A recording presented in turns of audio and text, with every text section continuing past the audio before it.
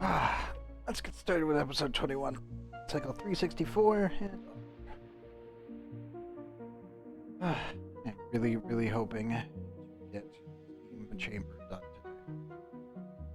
Also, chat. Break.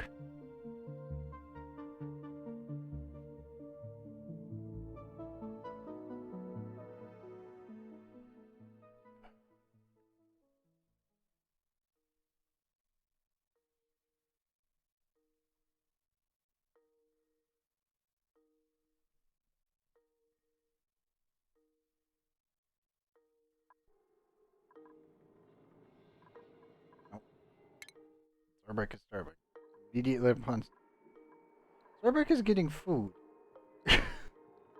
Gabe's like, hey, he's starving. He's got barbecue. Okay. Who's got this? Ah, spoon.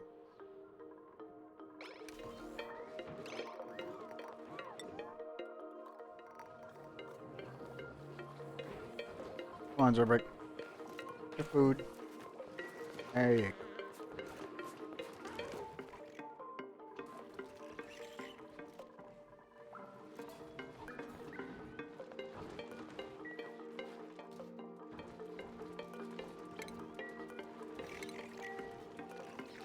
Wrangle these guys on up. Off in the other room.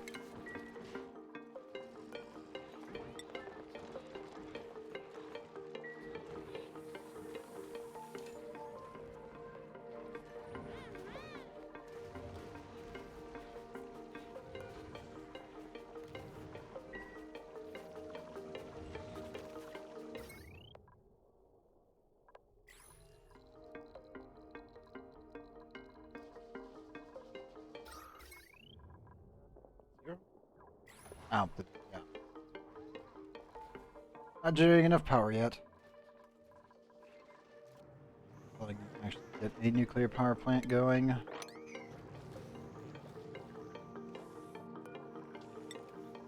Hell of an upgrade, sure.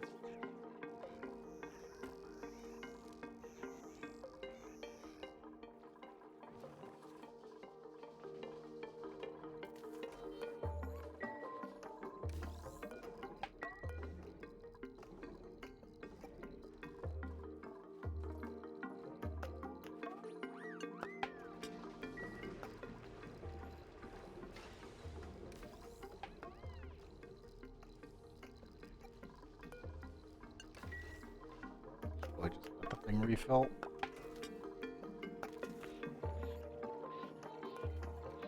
Like 1 point cycle. 11.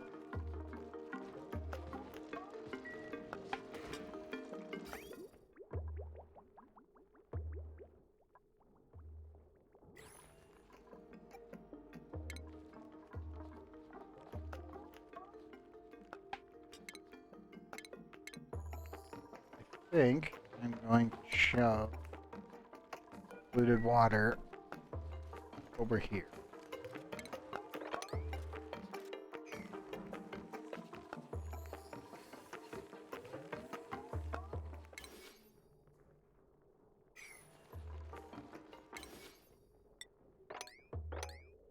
Please harvest those. Okay. And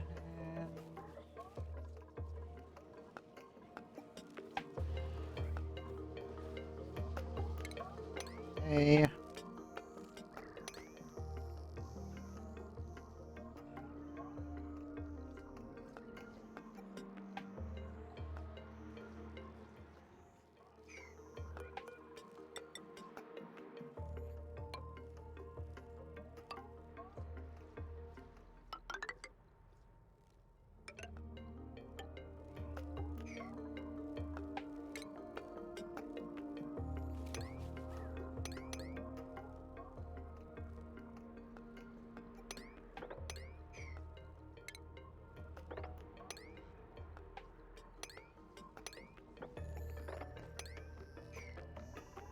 There you go. Yeah, I know. I know. A couple of them are radioactive.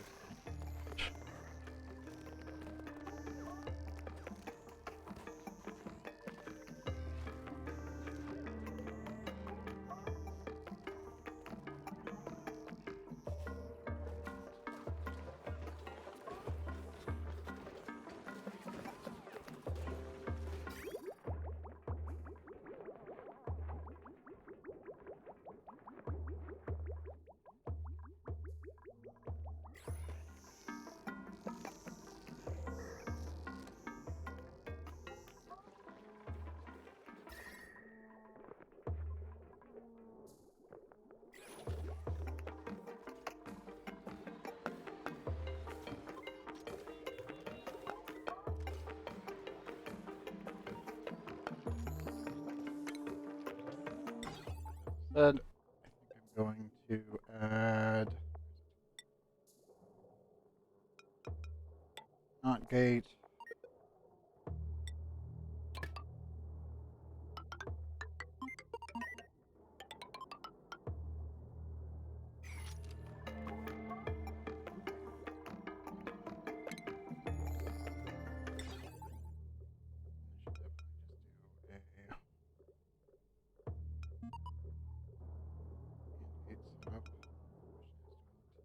That.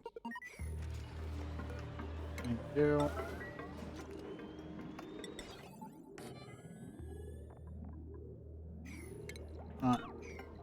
Iron. Oh.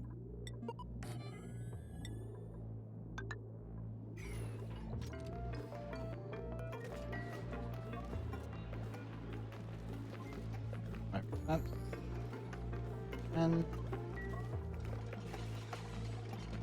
vent the rest of the oxygen out that I don't need. I'll come back info.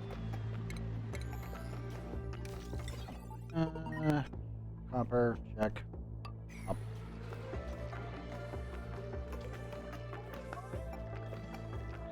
I'll set up a manual override. Sorry about it. Food source to recommend as a start. Eelwood. It's a sad fact of life, but yeah. Eelwood's kind of the thing. It also depends on what you started with as a duplicate. You have mushroom and wild plant. Well, keep the wild plants as best you can. As per usual. The other thing is once you start getting mealwood, probably go with that. I'm guessing... Oh, stress vomiting. Oh no! That's fine. Bird's being a bit of a derp.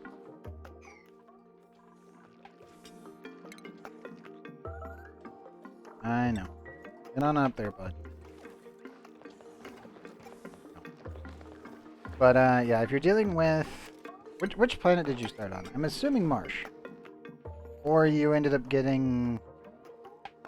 Yeah, I would assume that you started... Yeah.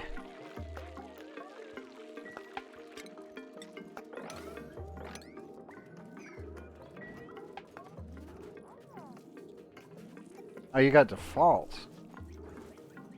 Did you get slime molds? Oh no!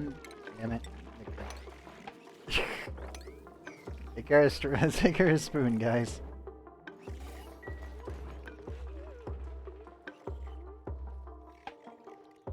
Well, they're not really having that much of an issue now. I'm gonna keep puking until their stress moment is over.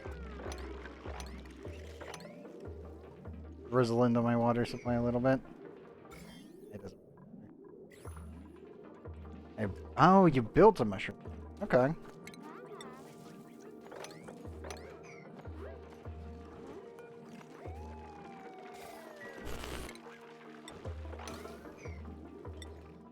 Sorry, all the other dupes.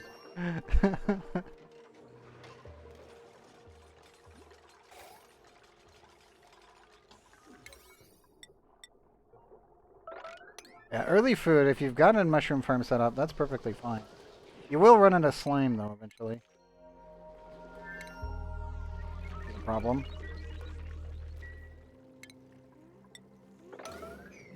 Yeah, I normally recommend to start straight into mealwood, and then once you've gotten enough hatches going, then you start doing that, as well as pips.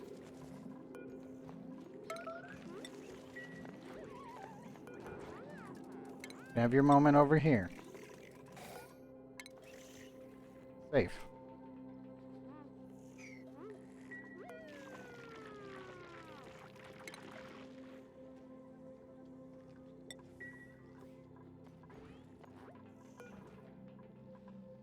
Okay, they're at 60% now.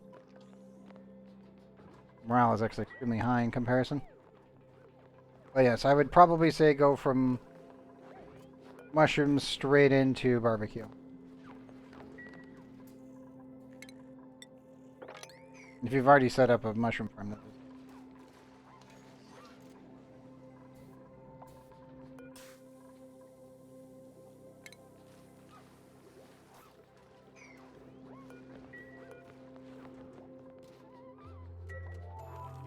On Spoon, go get your barbecue.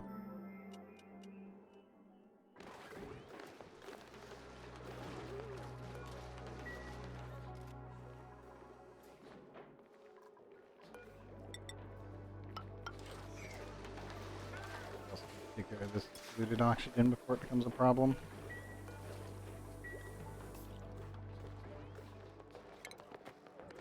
Jackie Long is just annoying to deal with.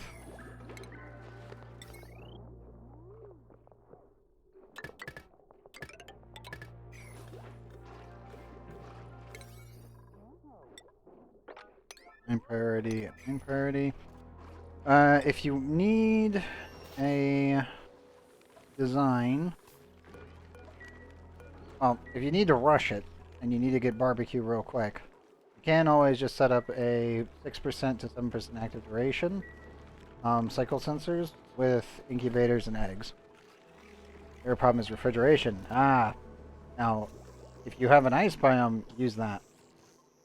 A little box, put some CO2 in it, and eventually once you get a mechatronics engineer, pile all your food in.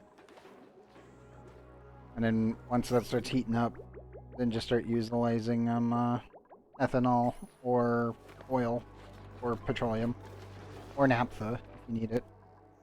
That also kind of works. To be honest, I never thought I'd be using naphtha again, but then I'm like, well, I have nothing else, so screw it. We're just gonna make a naphtha melter. It's been a long time since I built one, but yeah. Not really. I mean, for the most part, all you need is a refrigerator that is powered until you can actually cool the area. And you need a CO2 box. So, it's literally as simple as this.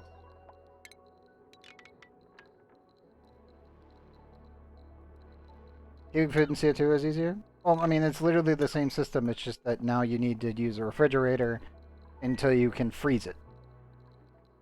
But early game, it's literally just looks like this. Mind you, don't even need the airflow tile. You just need the bucket.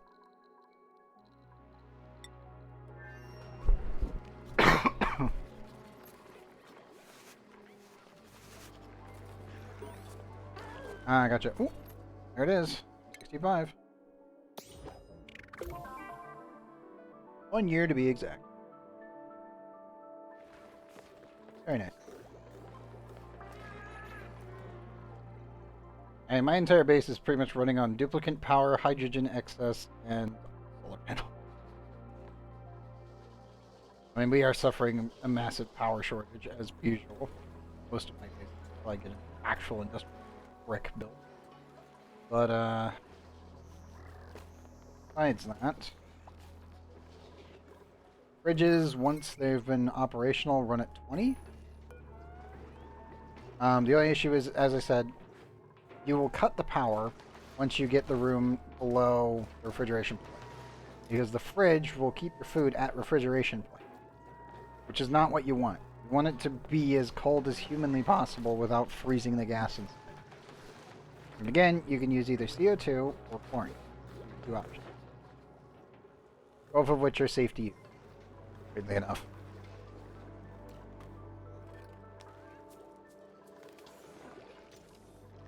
Yeah, and slush geyser around the base. Slush geyser -10 on both of them. And a volcano. I would love to have a volcano here. I have lava, but eventually this will all be depleted. Once I get diamond, it's over.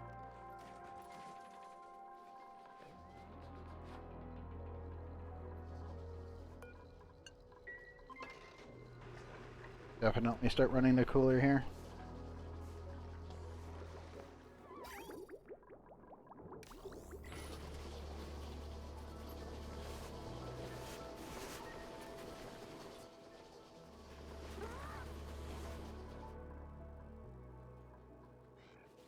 I need to make sure the temperatures down here stay probably like -60. If you have a volcano nearby and say this much heat, you can make naphtha once you get plastic. Super easy on that one. I don't know what to do with them anyway. Well, the cool salt. Is it a slush geyser or is it a cool salt slush geyser?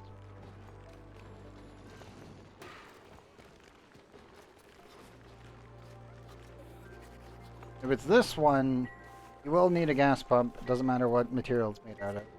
Neither of these, if it's a slush geyser, it matters. Full slush. Okay. So yeah, it's this one for sure. So, yeah, you can use any material that you want. You can use conductive wire if you've got it. You don't really need to worry about it too much. Just use standard wire. And connect it on up to probably 2 water sieves. Probably 2. Just do a back-to-back.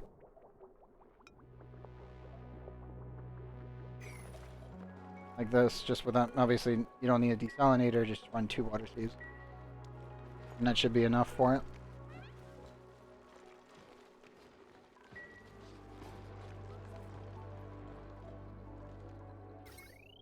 To be honest, I should probably be making a bunch of ceramic.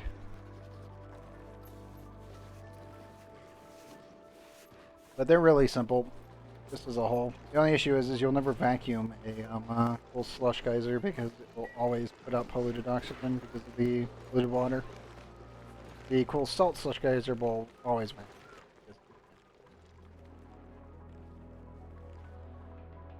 I have no idea what I'm going to do with this because it comes out at 95 degrees. Hot. Very hot. Hot, hot, hot, hot. I really need to make another tank setup, like this one specifically, but for the polluted water, so I can start actually utilizing it. Right now, I was thinking about putting it into the system. My system can handle it, but you know. I can make salt. I know, right? I have double the salt power. Fantastic. But I don't know what I'm going to do with the excess water. This is, by the way, this is all set for the bathroom. This is my bathroom tank. So all of that is for bathrooms.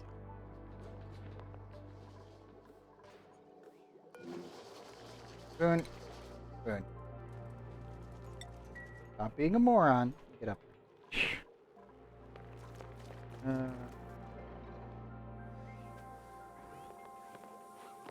Yeah. Main plan is this entire side is all going to be water.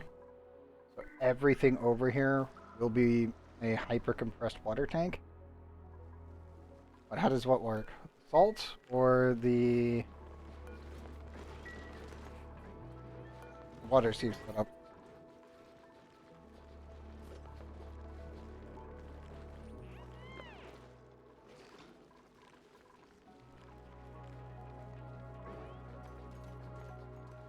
So we'll need to add another door right here.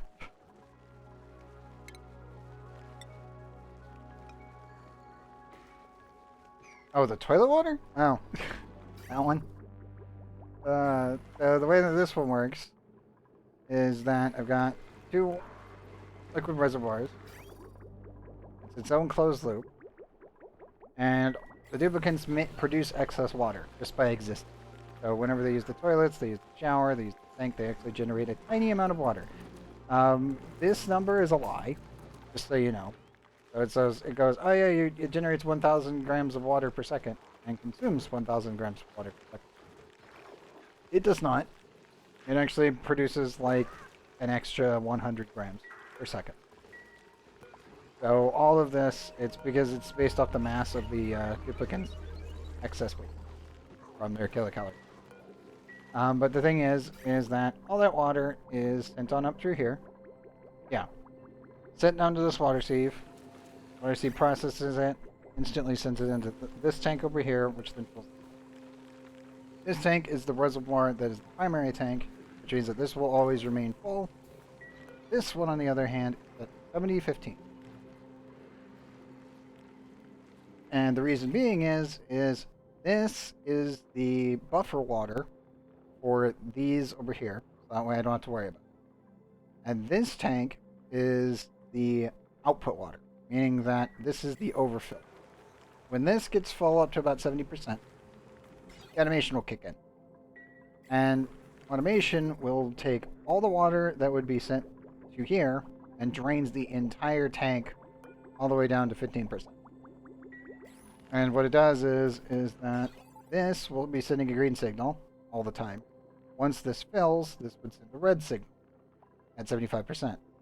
Then that sends that to a NOT gate, and then I send it to another NOT gate, so that way it stays locked with the overfill for over here. And this one also has a manual turn on, turn off system. But once that activates, this tank gets drained, and this will be all the excess water that my duplicates have created.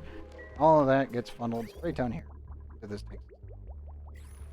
So once this is full and this liquid vent is overpressure, then it starts filling the tank.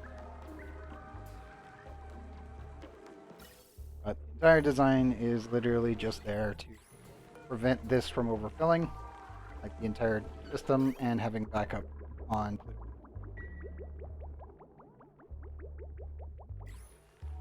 But yeah, this is my automated system that tells me when the tanks are filled, then this will kick this on, and the entire system kicks into motion. Meaning I don't need to micromanage that at all. I just let it do its thing, and I ignore it. Because I don't need to pay any attention.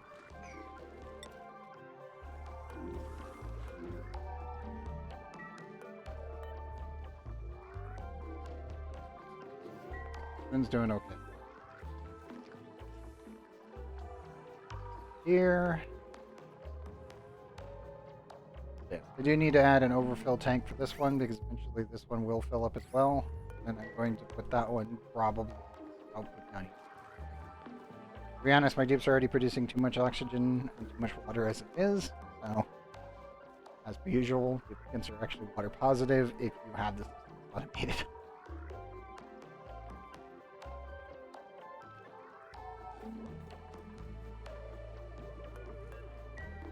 Bigger thing, I need to send steel.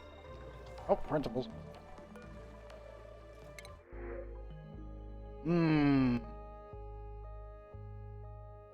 Operating building, tidying, buff, decorator, iron gut, and nope. Slow learner is a hell no. Flying is meh. If I was suit wearing, I would think it would. But not so much. I like the sense.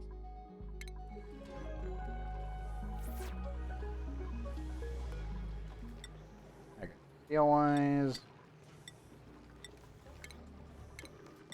No. Steel we have right now. We're at 605 kilograms. I need another 600 and then we're good.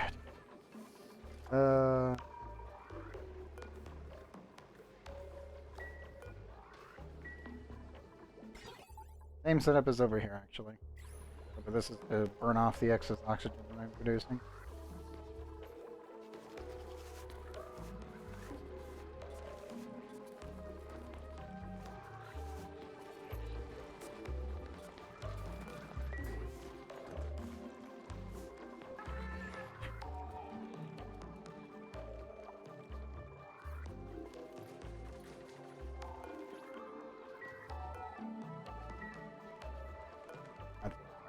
Going off. I actually need to scoot this over by one, so I can fit in one more power transformer. Keep everything kind of in line for the base for the most part.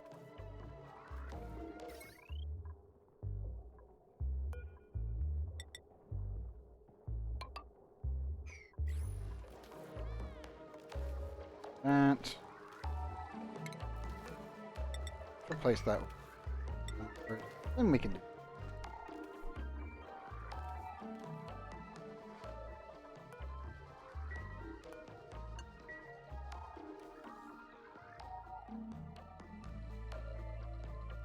Good. Good, good.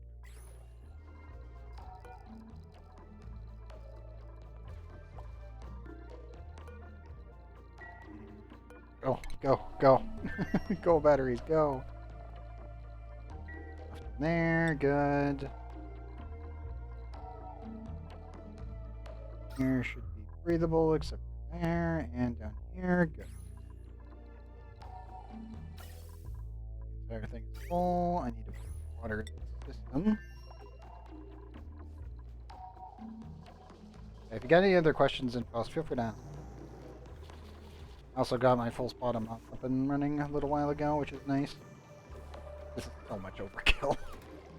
Like, a full-blown spot can easily handle 32 dupes. I think it's 32.4 or whatever. Duplicates. Obviously that's by default. It's not like mouth breathing. It's serious overkill, that's for sure.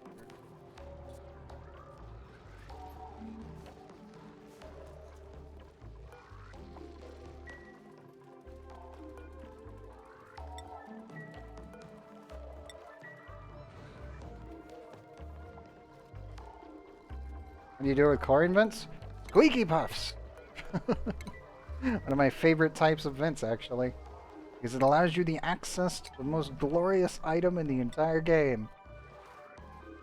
The mighty hot tub.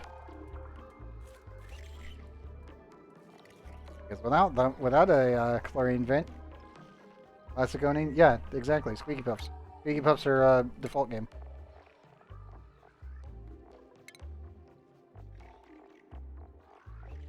These little bastards. They make bleachstone. They're the only renewable source of bleachstone in the entire game. Which means they're the only way to have a renewable source for your hot tub. Because this requires bleachstone. And yes, the DLC was not with this. So, the hot tub... Let me go. Furniture. Mechanical surfboard. Sauna.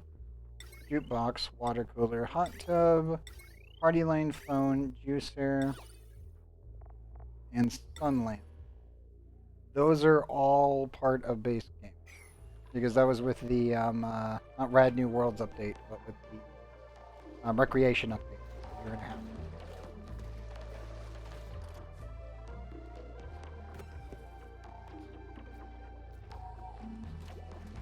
So yes, the squeaky puffs with the chlorine vents was always the goal. Originally, there was no use for chlorine, for chlorine vents as a whole, because, you know, you just kind of you'd get the squeaky puffs, and then they would make you the bleach stone. And they didn't do anything else. Because bleach stone was literally used for nothing. I don't even think waterweed was in base game until recently. Until, like, they actually added it for ocean biome. But originally, the chlorine was just turned into bleachstone, and that was it. So that way you could move it as a solid. And then put it into rooms for cleaning purposes. That was about it. Then they added the hand sanitizer, then they finally added the... And then they added the hot tub, which is the entire purpose of Squeaky Puffs. It's to fuel this thing.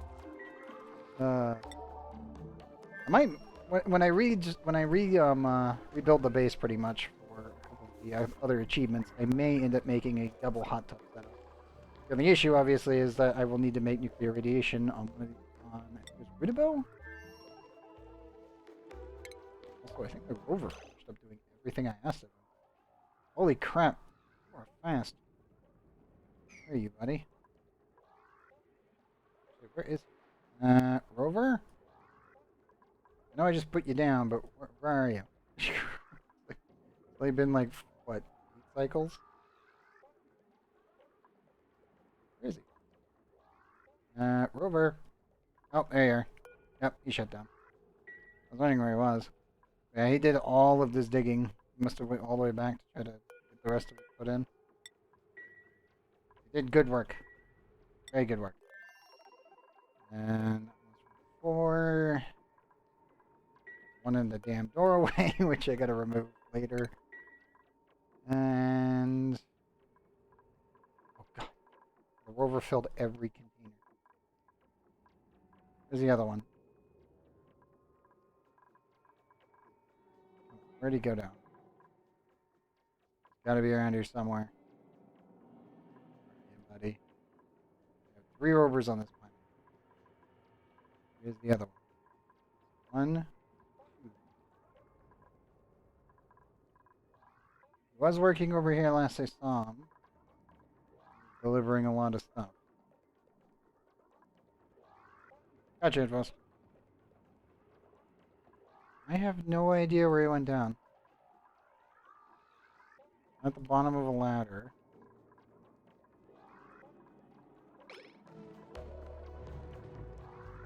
I have no idea where the other robot went down. I don't think it was that one. It might have been. Otherwise, he went down in the doorway. Which would bother me. I'm not gonna lie. Like, did we stop dying in the doorways? Yeah.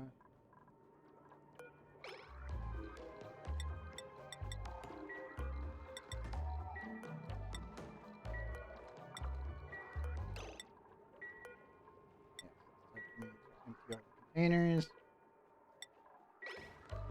No.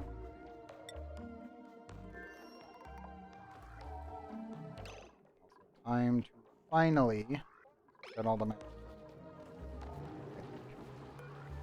How much copper we got? I need 4 suits in total, so yeah. Yep.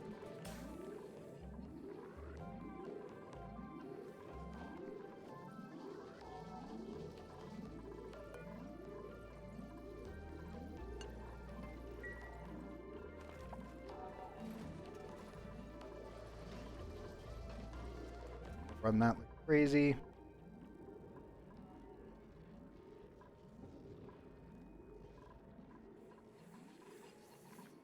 We have had no stung dupes.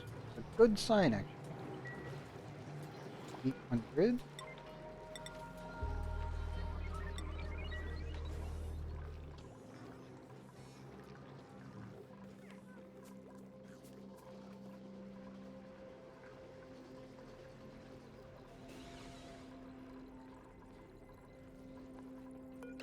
No, so close. Let's made some more nuclear waste. Damn it. I ended up power at the last. Oh, we got close. Okay, I need to remove that. I can just leave the ladder in.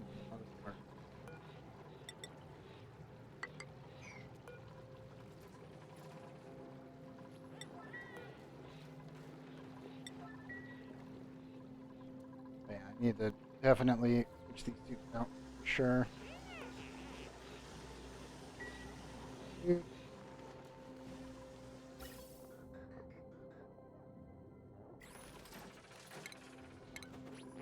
Abilities.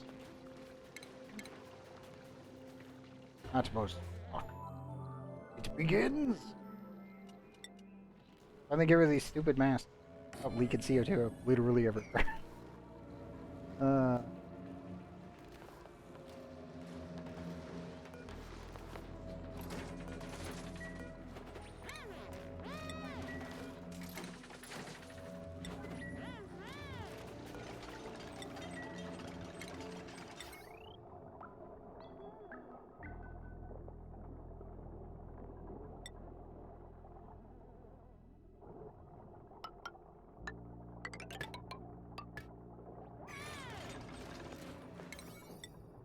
Okay, construction wise, max priorities.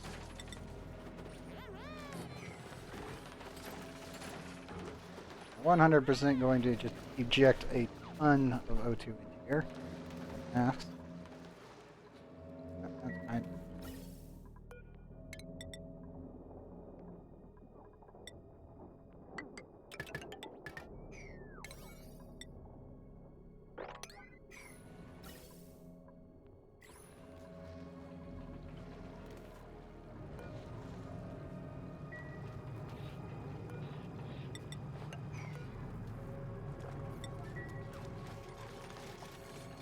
Good.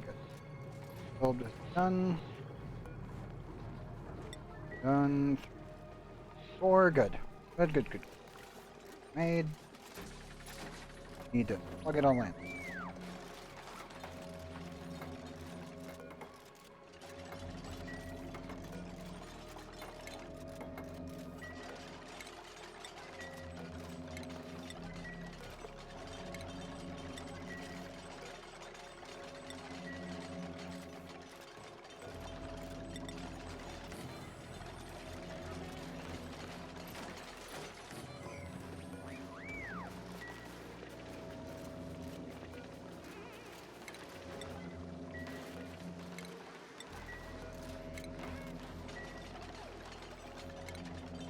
can just take the mask and shove them into a rocket as a backup source if necessary, but most likely won't need it.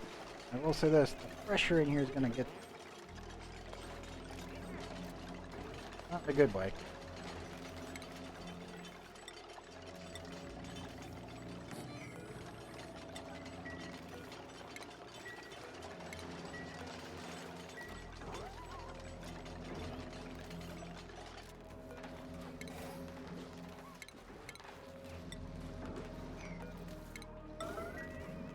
Like that, guys.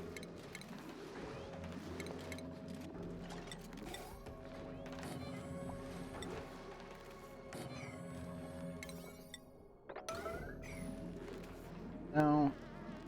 4,000. This is why I left the hole there.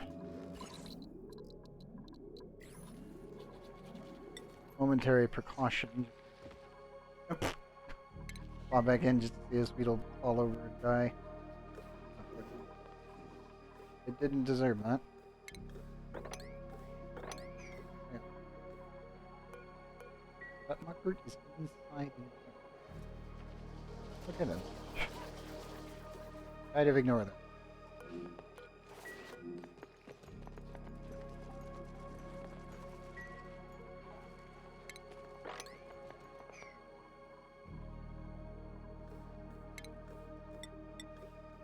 There's things. I need to put some salt water in there. I had oil, I just throw it in. Not.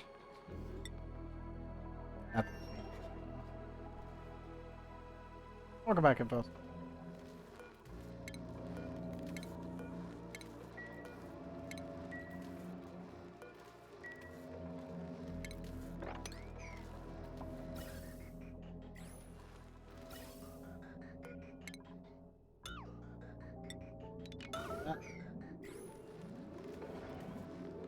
Getting all my new suits installed. Read something, read fiber? I'll read fiber. That's what Dragos are for. Yes you do. This is why you set up, Jekyll.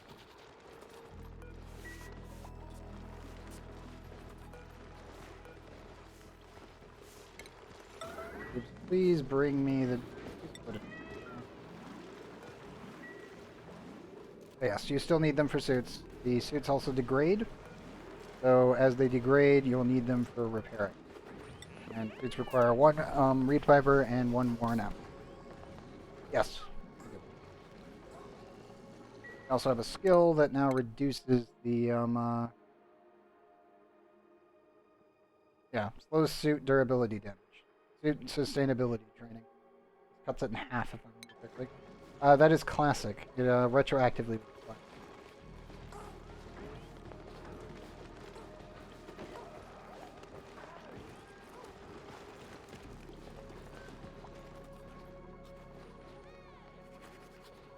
Oh, duplicate.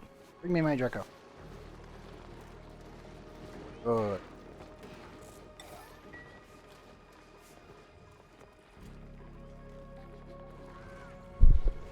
Yeah, that was retroactively added, so that is in play in all versions right now. Just like the food changes.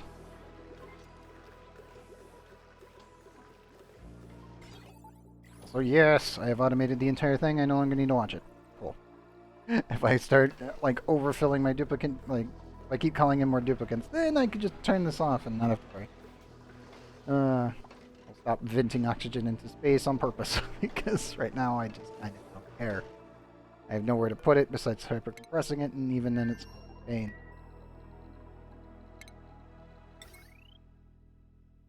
Okay, I need cobalt.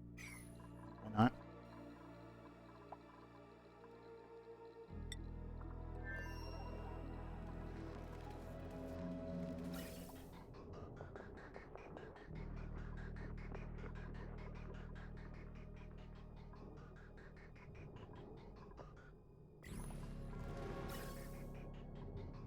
I should probably add another vent here.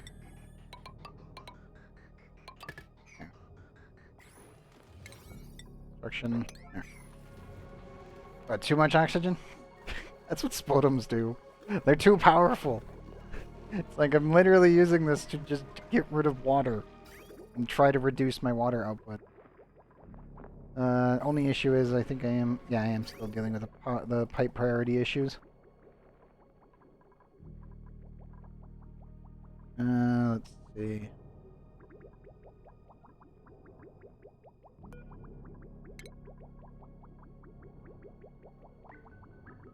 Sever it there. Yes. Pipe priority issue. I need to do this to this.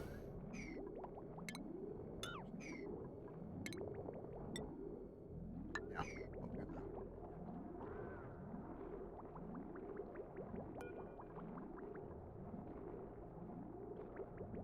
That should make it split. Electrolyzer does not destroy heat. It actually creates more heat than it used to.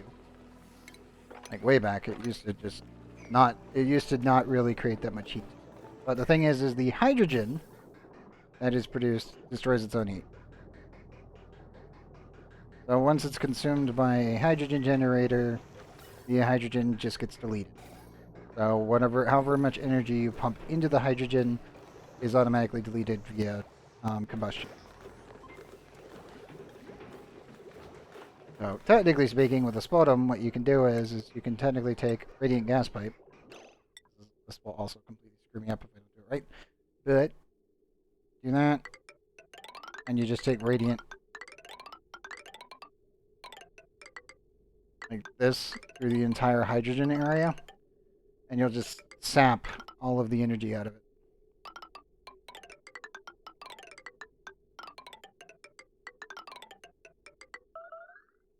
And that works really, really well.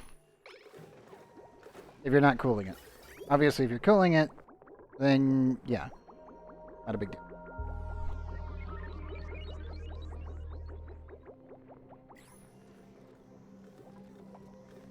Yeah, the only thing that destroys heat is steam turbines and thermal aqua tuners. Thermal aqua tuners have a different ratio per fluid going through them. If I remember right, the ethanol is pretty good. Supercoolant is absolutely stupid, as per usual. How do you cool oxygen? Water. Fluid water, for instance. So the reason being is hold these up for comparison's sake. If you have ethanol, that's also really good. Yeah, you can use regular water. Obviously, you don't want to freeze it. So that's bad. If I do not have, then just use fluid water. Where is it? Fluid water. Specific heat capacity is 4.179. Oxygen's is 1.005. Meaning that for say polluted water at 0 degrees, and you had 4 degrees of oxygen, that wouldn't even impact the polluted water. In other words, the polluted water would bring the oxygen down to 0, and the amount of energy that was injected into the polluted water would not even move it like a degree based on oxygen non-included calculation. It would be like 0.04 or something like that. Some stupid number. It's super tiny. It's over 4 times. Yeah. And also, oxygen not included does have some rounding errors, so there's that too. So it might not even calculate it and just go add 0. But yes, oxygen does not. Oxygen, well, I should say hot oxygen barely holds that much energy in comparison to like polluted water and ethanol or any other liquid in the game. So, or even solids for that. So if you're dealing with some hot oxygen, just slap it inside of like an aluminum thermal aqua tuner or even a copper one. And just don't make sure obviously that you fill the room with water and just let it run for a little while. Come back in later and switch it out for steam. Like I have an entire cooling loop that goes all the way around this entire base where all my heat is. and I'm keeping it roughly around, yeah, 22.6. Just remember, do not make these out of insulated, just make them standard. You don't even need radiant pipe. You can do that. That is an option. So, I'm just going to do this as an example. So if you're outputting oxygen, like right here, I'm outputting a bunch of oxygen. I could just do, like for my sputum specifically, I got three lines. All of this would be radiant. You can take metal tiles.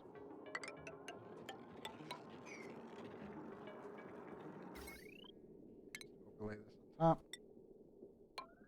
Like so. And then put water.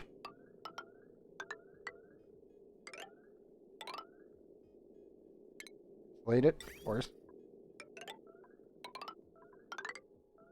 And then just send either, well, yeah. In this kind of case, you would just send radiant. So you just use, say, copper radiant liquid pipes. Make sure it's not on the insulated side, of course. And just have those go through. If you really want to make it really like a big impact, make sure that they're alternating. So say oxygen's going from left to right. Bring your water in from the right to left. This will cause the most contact inside the metal tiles. You can also do the same thing without the metal tiles to use as a conductor. And then just put water in. If you're going to do that, you either use a bottle emptier and pour water in.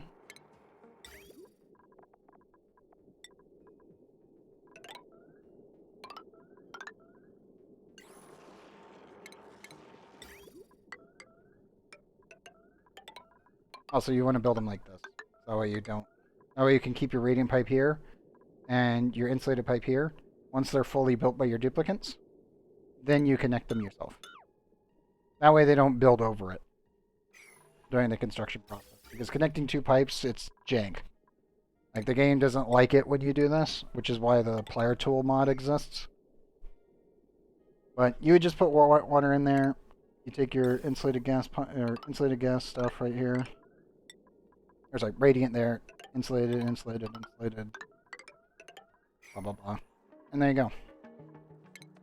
Obviously, you'd probably take this water... Yeah, to be honest, you could probably just get away with one.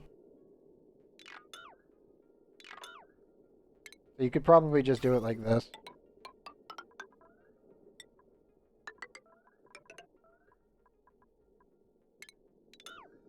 Yeah.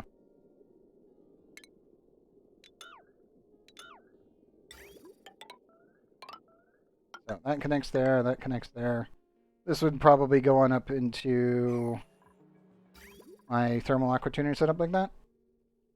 And that right there would be enough to completely freeze the oxygen. Obviously, this would be an entire box of probably ice, because if you're running really cold temperatures, that's all you need.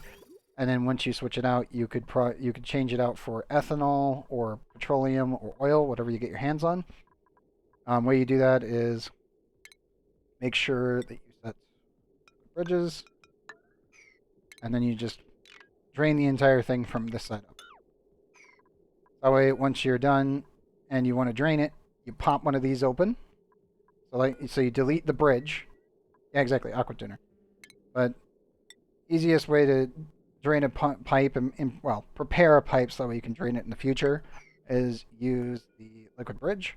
And when you are done, you can delete this. It will not release water because the water doesn't get calculated inside the bridge. It only gets calculated on this tile and this tile. So you pump that, and then you just plumb this side using a plumber. Boom, done. Super easy. Refill the entire thing with whatever fluid that you want, and then you're done. That's literally just like fast pass, super easy, really basic, and brute force cooling. Obviously, all the heat energy will be transferred into the water eventually, and then that will come back on up to the thermal aqua tuner and eventually heat your box, which is what will then turn into steam, and you make your steam turbines and boom. Mind you, it's 2 steam turbines for 60% energy return of a thermal aqua tube. So technically speaking, when I put 2 of them on here, even though this is cooling my base, it's very limited on the amount of energy that's going to get pulled in there. So yeah. Aqua tuner heat water to use for a steam turbine? Yes. That's actually what I'm doing up in like everywhere. So remember, if it's made out of gold amalgam, it can go to 175. So you need to set the internal temperatures to 175. Automation-wise, it's an AND gate, a liquid pipe sensor, and a thermal sensor. Thermal sensor checks the room, and the liquid pipe thermal sensor checks the pipes. If you're making it a gold amalgam because you're really early on into the game, this will get you 175 as an overheat temperature, which is safe. Obviously, set this for 165. I'm guessing you probably broke down the... if you didn't make the thermal aqua tuner out of the right material, it won't... The steam won't hit the threshold. If it's made out of copper, like, herein lies the problem. Like, come on over here. Aluminum, 125. The steam has to reach 125 for the steam turbine to actually consume it. If the steam hits 125 and you make it out of aluminum, your aqua tuner will break. Made out of steel? Yeah, if it's made out of steel, you're fine. Its point is 325. I put mine at 220, but I can literally do I could literally do 350 in this room. Both of these are made out of steel. Doesn't matter.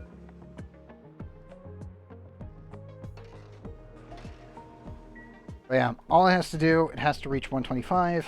It will eventually do that, like, over time. Obviously, if you're converting all the energy in your base into one little spot, that means that you're technically using water to sap the energy from the environment, and all that energy is getting moved over here. Steam turbine converts all that excess energy, once it's actually converted to steam, into power. Obviously, as I said, at about 30% rate per steam turbine. So if you're running 2 of them, you're getting 60% of your energy that is spent running these machines back. Now, if you're running with supercoolant, it becomes net positive, because supercoolant is ridiculous. And the reason that supercoolant is ridiculous is because it's technically a space liquid. And space liquid has a specific heat capacity of 8.440, meaning that it is 8 times and a little bit as powerful as oxygen, which is at 1. And mind you, supercoolant, when chilled in a thermal aqua tuner, the thermal aqua tuner cools at the same exact rate no matter what the material is. So ethanol, I believe, was 4 or 2. Yeah, 2.46. So every time I freeze one of these things, I'm technically I'm subtracting 2.4 times the amount of energy that would be equivalent in energy in the atmosphere. You know, reach required to... that means that you were probably overhitting your stuff. Compressed to a 5k gas though. Wow. I mean, I've hit 180,000 kilograms of steam inside of a steam box before, no problem. But, yeah, you just need to inject more energy into it. So, like, if you really wanted to, you could just take the energy from the magma. It's fucking insane, but yeah. Like, if I wanted to, I could end up making a box here that's just completely sealed, and then making a magma blade, and then taking that energy and then cooling the object that I'm letting it touch using a thermal aqua tuner, and then I could just move that energy from the magma out of there, and then wherever the actual thermal aqua tuner is. Problem, you'd probably want to do that with, like, liquid salt. You would just want to dump liquid salt in here and then put it into a pipe and then transfer it. It's not really worth doing, but it is a thing you can do. I mean, you're kind of insane for trying it, but yeah. But thermal aqua tuners can easily reach the point where you're getting like 300 degrees and beyond. No problem. You just need a cooling source that well, you need a source of heat where you can sap the energy and pull it into the actual. Like up here, I'm slowly. I do need to turn this off. I'm taking out all the energy that I ended up putting back into this area, and I'm sapping it out of here, as well as my oxygen. And I'm moving all that energy all the way up here to start converting into steam. The issue is I do need a way of putting in a lot of water automatically. Thinking I am going to do another cult here.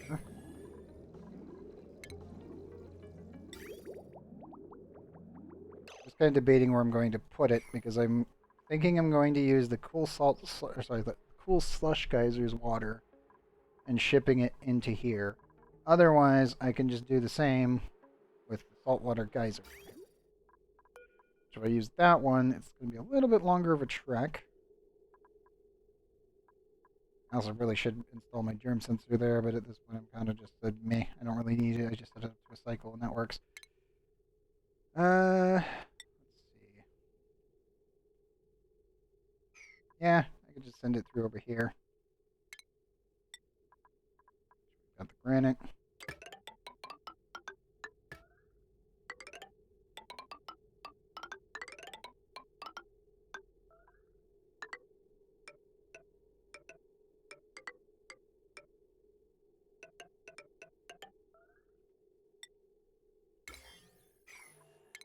Moment.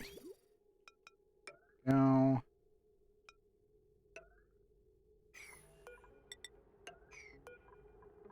Okay, let's put that in there. I need to build a desalinator. Where exactly?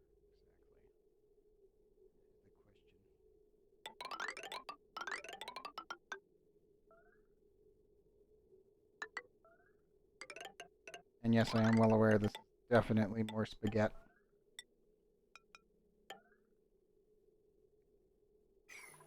You know what? I can just shove it in here. The only issue is the amount of heat that will be generated. Where's my cooling loops going? No, it's actually pretty close to the cooling loop. Let's just shove it right here, right next to the bedrooms. That'll be fine.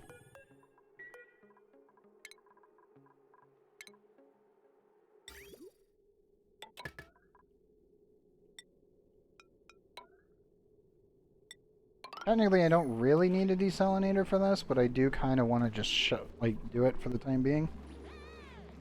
If it ends up overheating the desalinator, then we'll just let the salt water build up in here, and then we'll just turn it into steam and send it off on its merry way.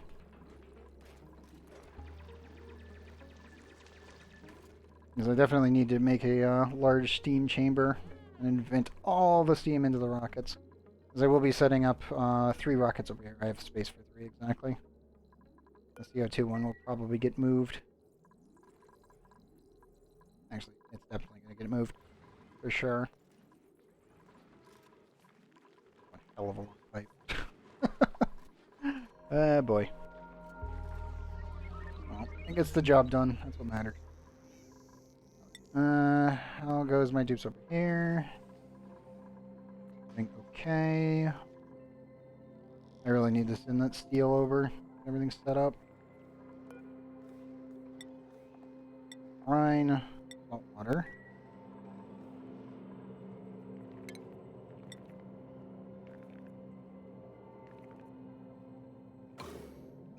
Done in there.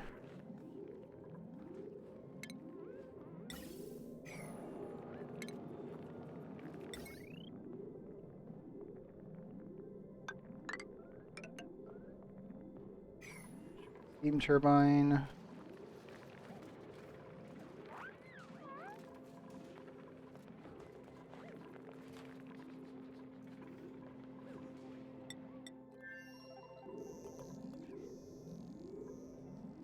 Yeah, as a whole, I would normally say like building an industrial brick, if you want to turn stuff into steam, is normally the way to go. Like, down here, I just made my usual tiny one tile high metal refinery setup. Really simplistic, really easy to work with, easily handles almost everything. Only 7 wide. uh, Technically speaking, this isn't actually big enough to handle running steel forever, but the running the machine regularly with other materials as well, such as like regular iron, cobalt, etc., does handle them. So if I remember right, gold, aluminum, and copper. Gold was power negative, aluminum is neutral, and copper is cobalt, I think, is positive. Steel is extremely positive. Might slightly in iron. Who made a mess? There, I know you're dealing with the pipes, but come on. Like, yes, we have a massive pipe network. Please handle it.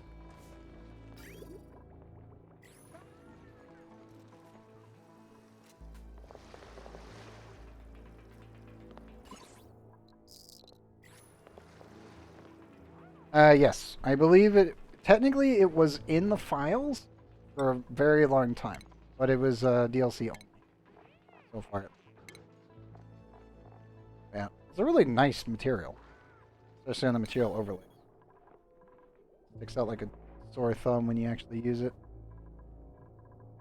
That and gold. Gold also sticks out like a sore thumb. And tungsten. Weirdly enough, tungsten's like piss yellow, whereas gold looks like actual gold. I don't know why they changed that. Tungsten used to be like a silver color, and then they made it piss yellow. And it's like, I don't get it. Nope. Yeah, damn it. Nope. Clean it up. Okay, let's see what we got. Plus 10 digging, germ resistant, critter aversion, no, and irritable bowels. One thing I don't like. I like small bladder, I do not like irritable bowels. It means that they take twice as long in the bathroom, and even if you give them a light, they're still slow. Whereas small splatter makes it so they have to go to the bathroom often. Anything else? Yeah, nothing else really. Not a fan, but really sad part is I liked shine nymphs in the past. That is, they're extremely dangerous. Because they took the joke, the shine bug reactor, as a literal meaning of needing them to be radioactive. So yeah. Now shine bugs are exceedingly radioactive. Like, oh look, it's a little tiny... It's 23 rads to start with. As a baby. Like 59. Yeah. Not great. Not great. Also, I'm gonna lower this so they can all go to the bathroom real quick before we make a mess. Finally, they piss in the water tank. It's actually not a big deal. I'm perfectly fine if they piss in the water tank. No problems here, dupes.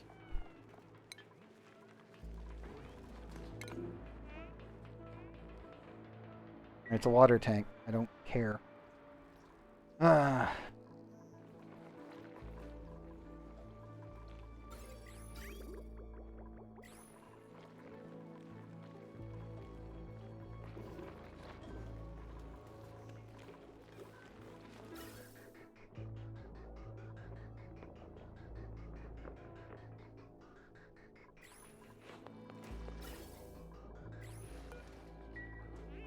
I'll only really be able to get one more rover launch from my current CO2 supplies. Probably just take it and snake another pipe over here on this side all the way up. You need to connect that one up though.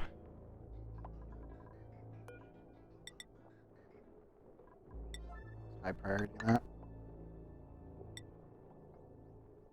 This one was the polluted oxygen vent. Eventually I'll actually set up a clay factory over here. I'm just going to put it right above this. And we'll just vent all of the polluted oxygen that's produced from the polluted water vent and the coal slush geyser.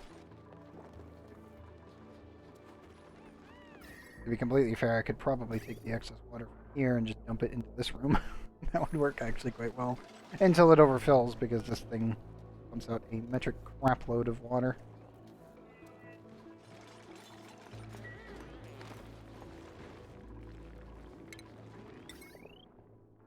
Which grid gets it? Which grid gets to suffer? I'm thinking the one from the excess power from the bottom.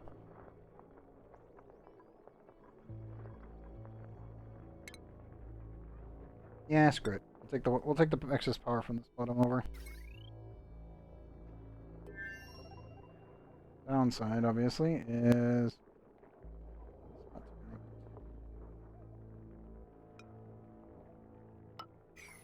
nope, not there.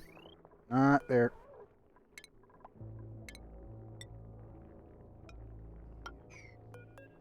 Right there. Done. That. And I just take wire there. Good.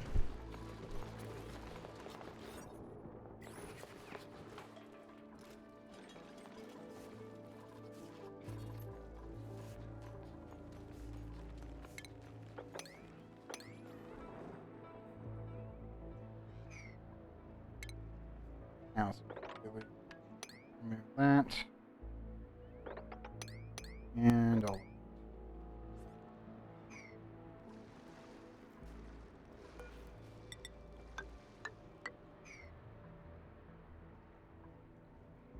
Thankfully, uranium doesn't crack under pressure, so because it's pretty much near impenetrable, so we're doing pretty good on that.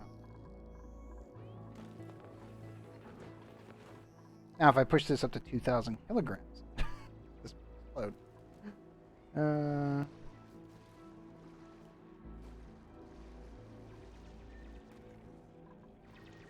For certain, I would definitely go kaboom. Violently.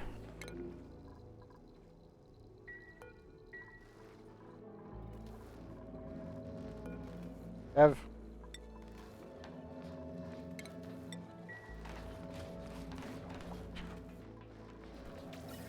Being a bit of a derp.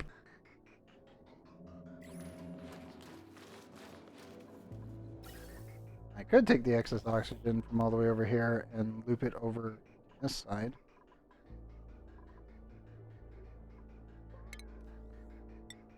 That would be kind of a waste of materials.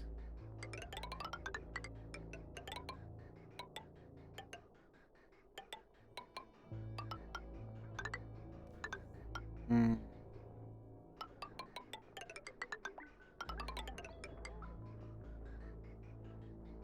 feel like I do want to connect that up at some point so I can use the excess wasted oxygen for the suits. Gotcha, Infest. Have a good one, man.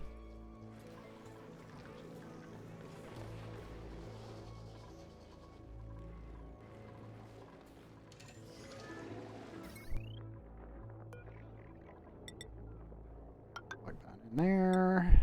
And that.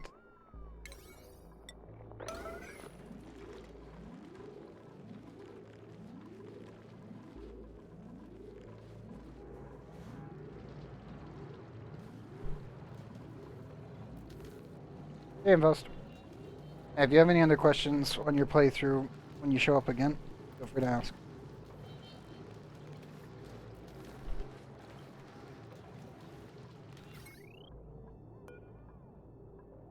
Let me move this.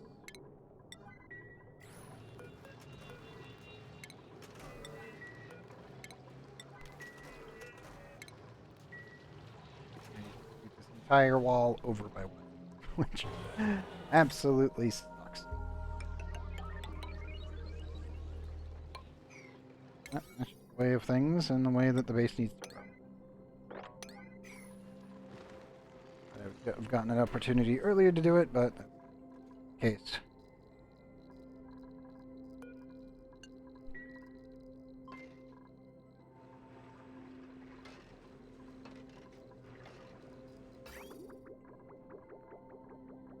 Okay, all that's done.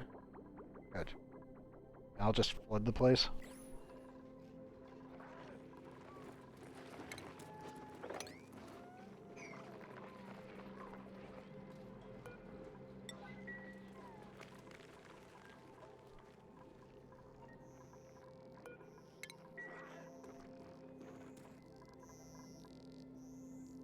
Go 40 degrees. That's good. I need to get more power through there. Come on, bees. Give me more space to put more of you. I'll open this door so they can come out that way.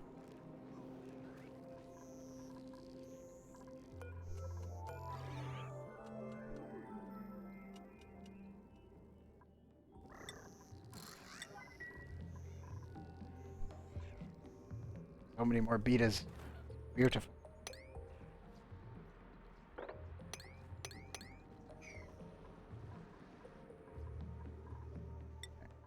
The other planets.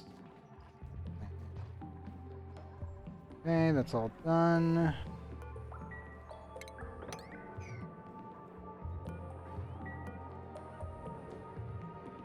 One's above. Go.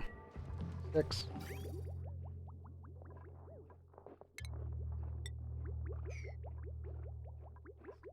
Degrees.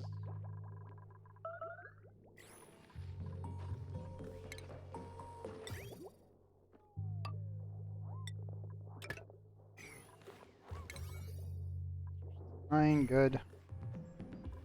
Fill out the entire pipe. Everything else.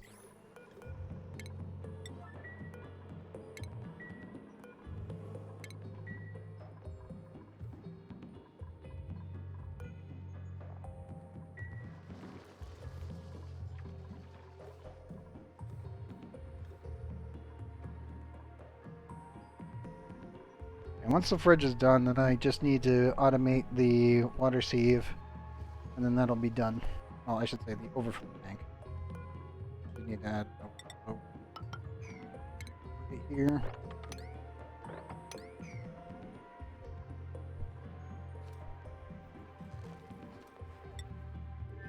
And once that's done, I don't need to think about it anymore.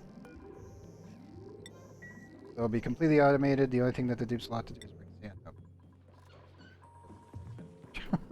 As long as there's sand on the planet, they're all good.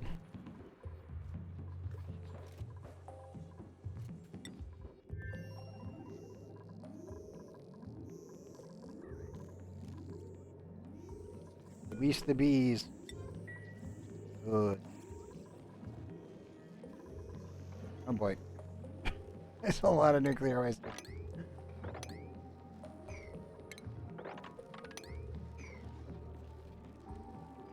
That's fine.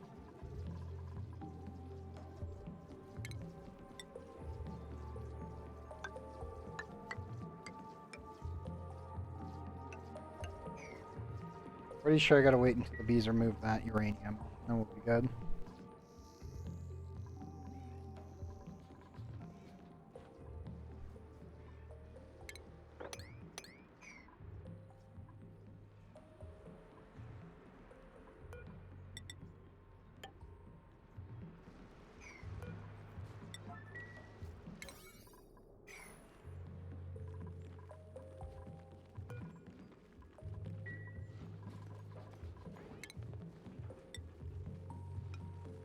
And yes, I'm going to put a door here.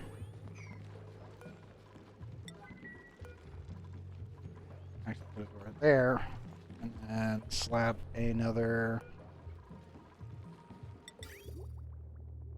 Yep, for sure. And do I want it? Oh, I want the output on this side. Refinement.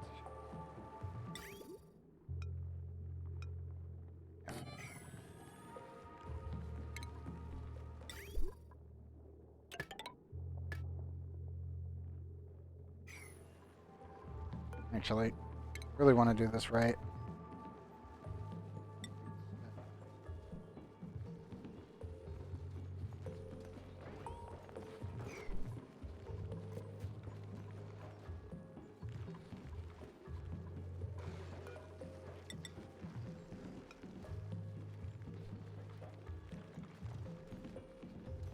Yeah, this will have to be sealed off. I'll have to insulate the entire thing. This will just be all insulated wall with airflow tiles.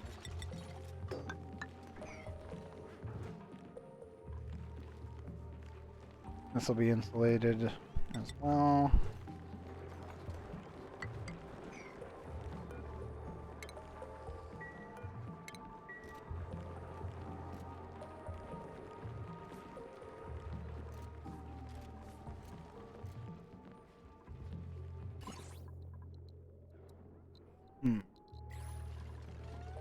You know I want to eventually do a nuclear power plant in the bottom right corner, but as duly noted, I need more bees! Clean up the uranium, please. Pick it all up. I don't care how you do it, just loot the place. Consume it all. I'm gonna need it all anyway for the nuclear power plant. I dig it up, we lose half of it. And if I throw it in a centrifuge, it's even worse. You're better off just feeding it to the bees. Trying to dig up everything that isn't uranium, so that way they will pathfind to it easier.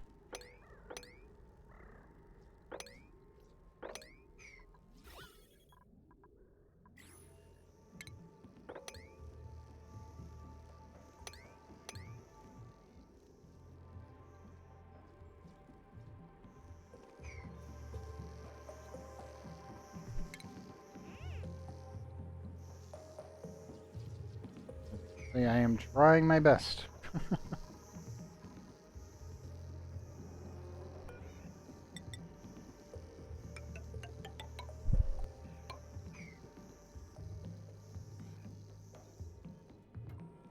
Also, you can replace the flooring underneath these, that way they'll be safe. Safer. Okay. There we go.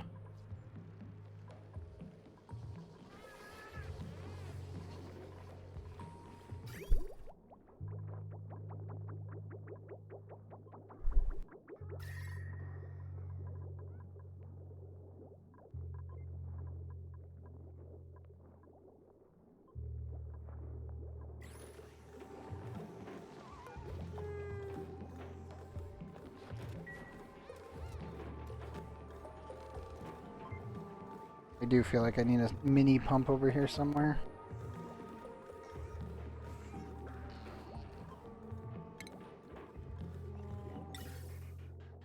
I've been thinking maybe just slapping it like right here.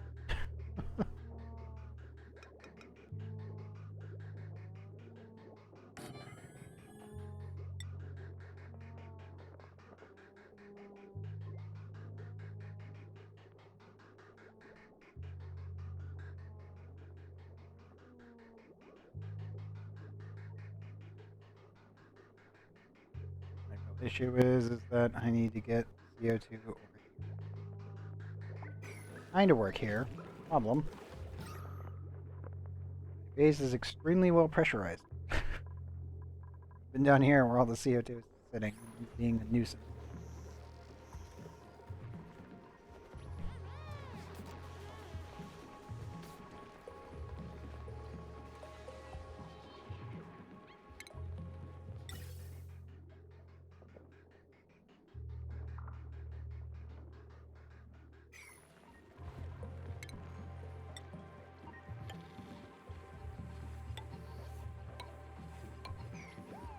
Fails.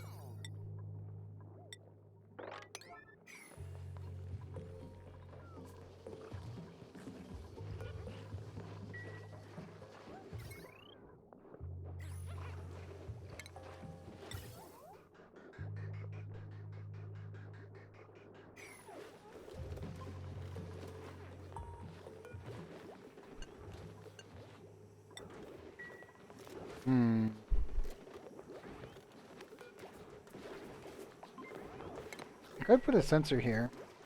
That would allow me to only pump if there's CO2 detected there.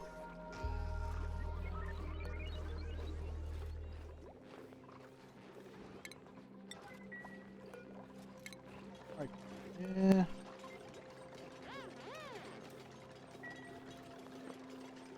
No other animal's gonna be in here, so the hatches can only go across.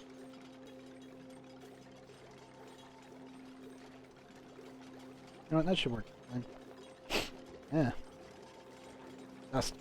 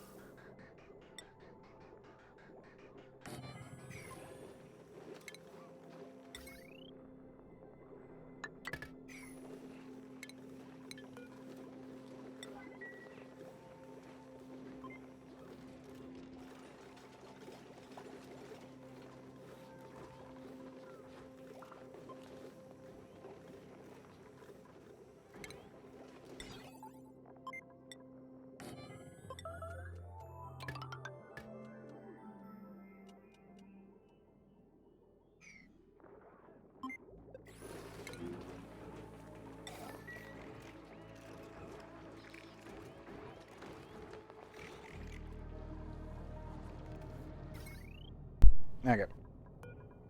This. Over.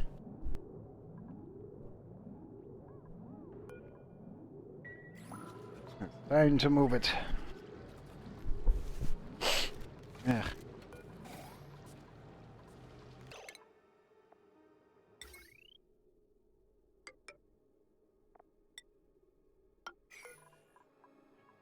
Wait, coming up.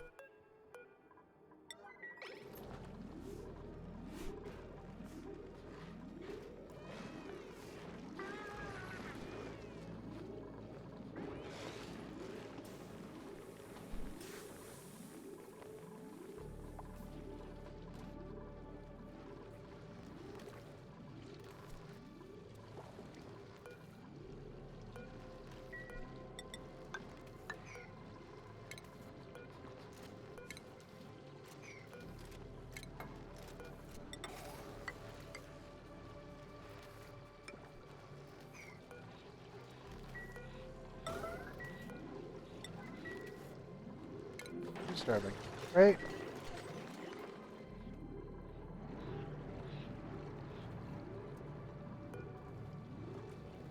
Right, you're not allowed out.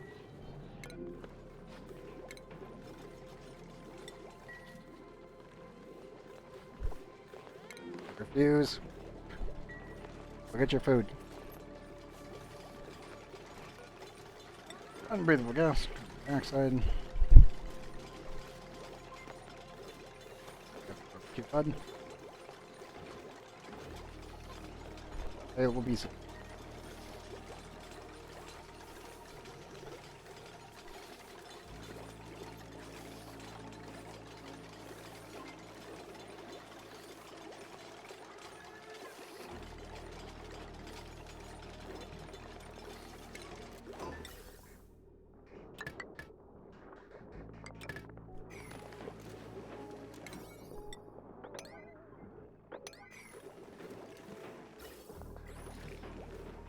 I almost want to put an overpressurized pump there. Almost. I'm almost tempted to do it.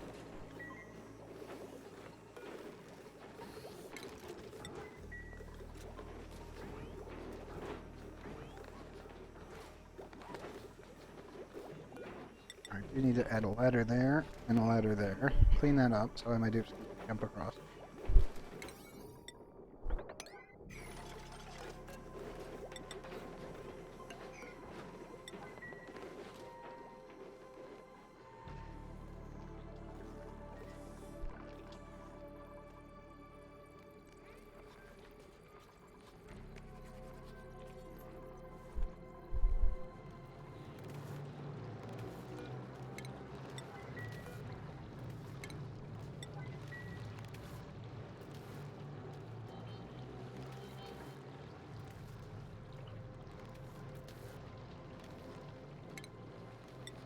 I will need to add some ladders to clean this up.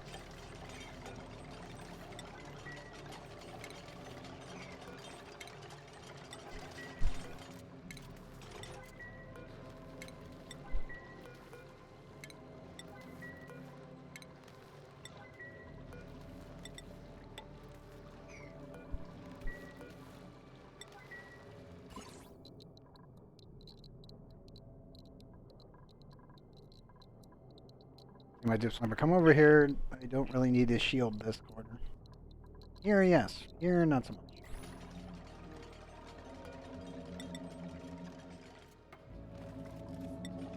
Here, I could just shield up here anyway. Fine.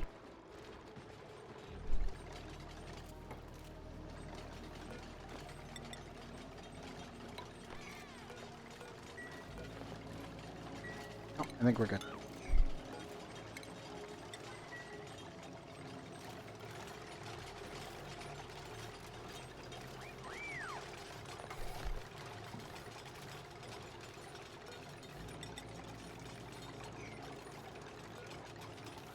And more.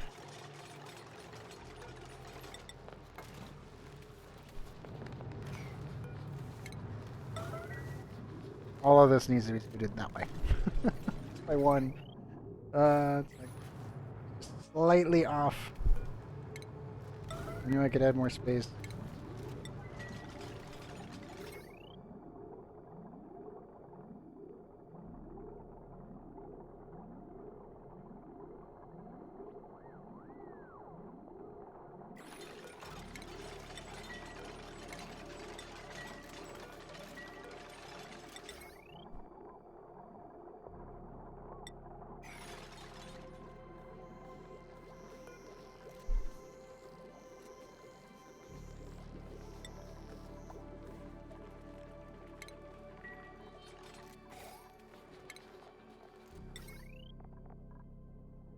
Cobalt.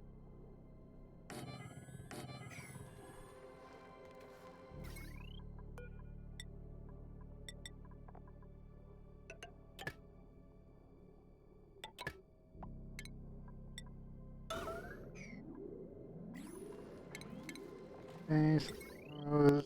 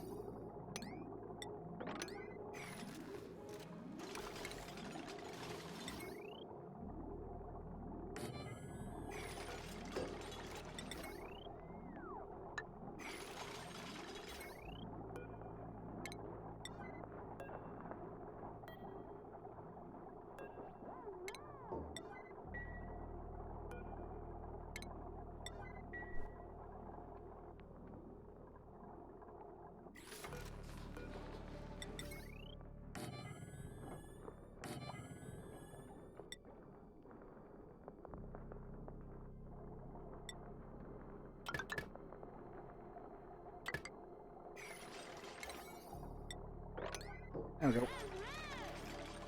All back up and running. Eventually all this will be moved into like a probably industrial block like right here. I don't really know if I'm going to keep the pips here. Did all that work just to put this, but we haven't been getting a single arbor acorn. Pain. I have my farmer working on it. Not working out.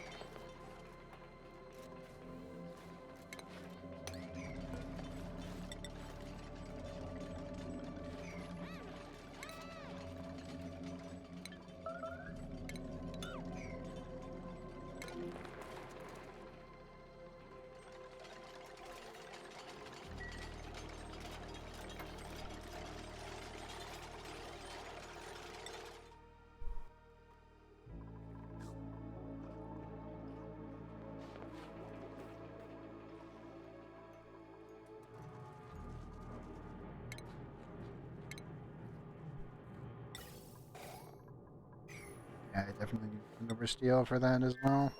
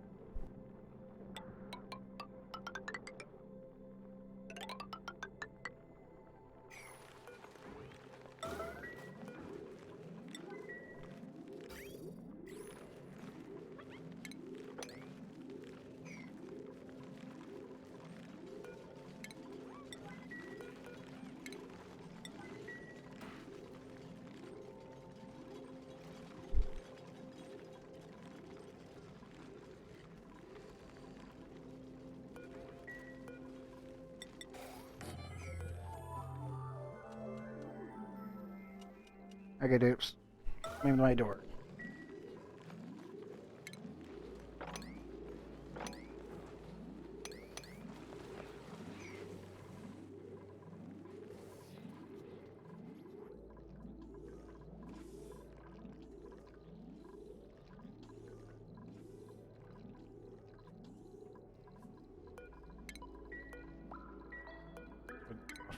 A bit.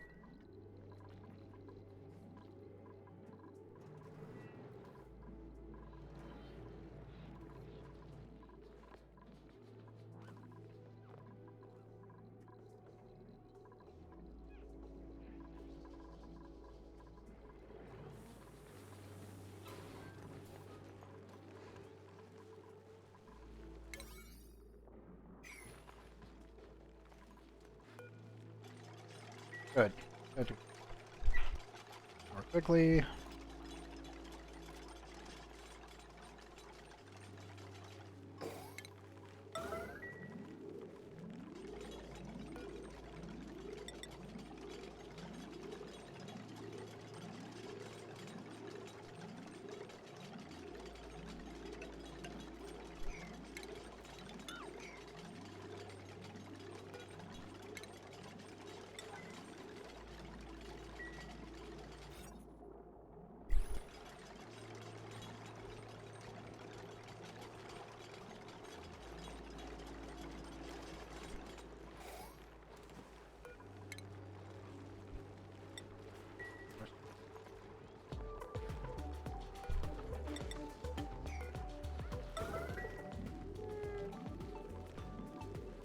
That should allow them in, and then I don't have to worry about it.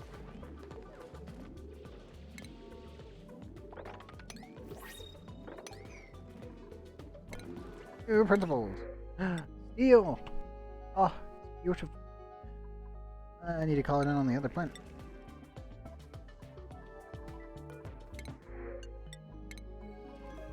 Without a doubt, a guarantee we are stopping that down there. Being is, I don't need to send materials over for this one. Aha! Thank you, right there. And hope that you pop it soon.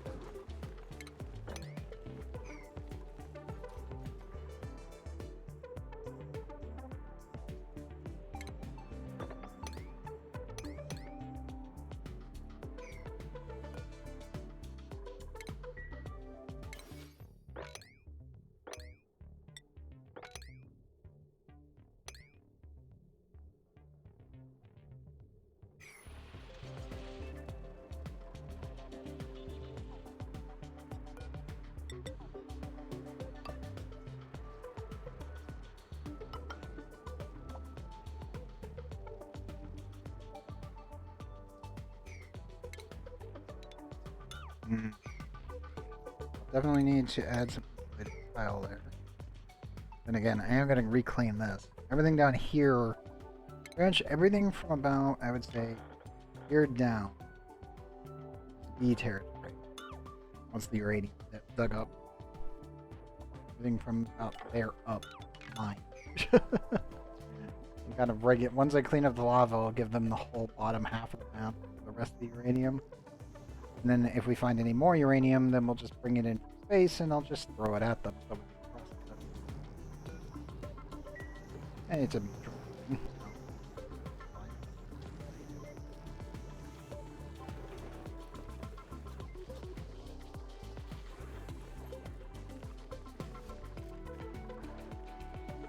give me enriched uranium, and I feed them said base uranium.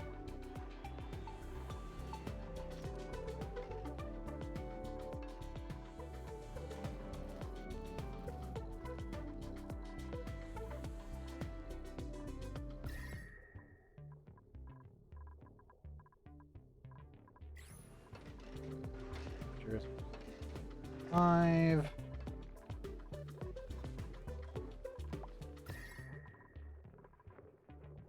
Kick the temperature down in here.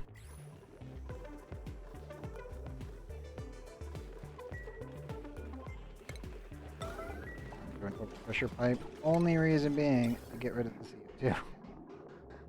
Normally, I would never do this. In this case, I really want it gone.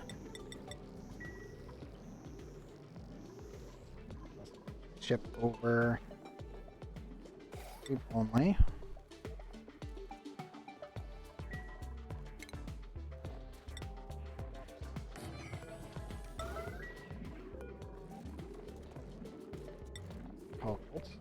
Need manufacturing material. That's a steel here in a minute, but I need to grab exactly 1,200 kilograms worth of steel. Currently have 1,555, and I don't know where the other 200 is. As such, a weight calibrate it using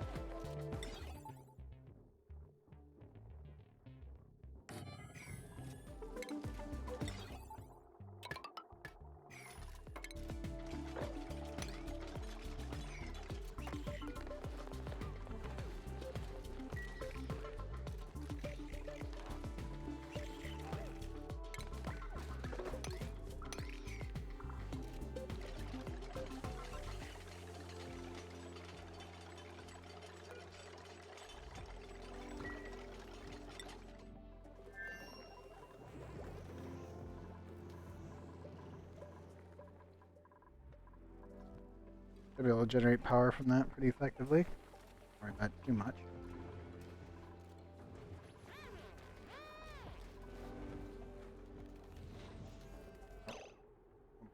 Moment. We're good.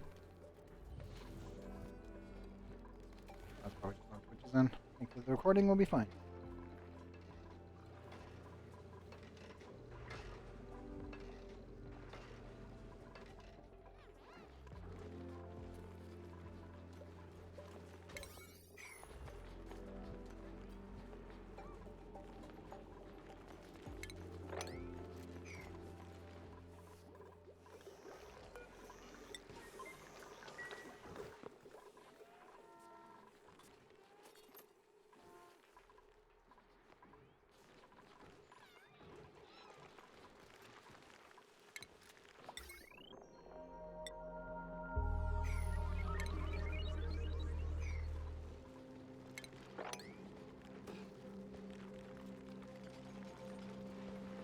Let's just keep pooping out more eggs. So many of them. Wonderful.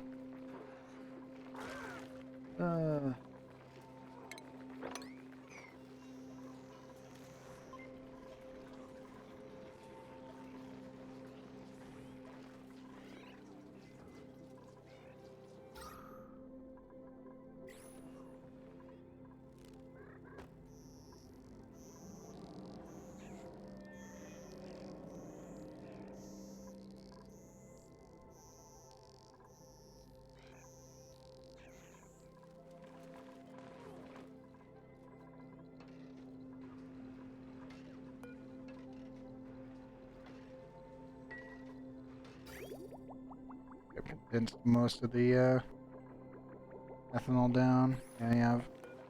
Run this more. There's holes in the piping. Oh, holes in the lines. Empty material. Okay, no.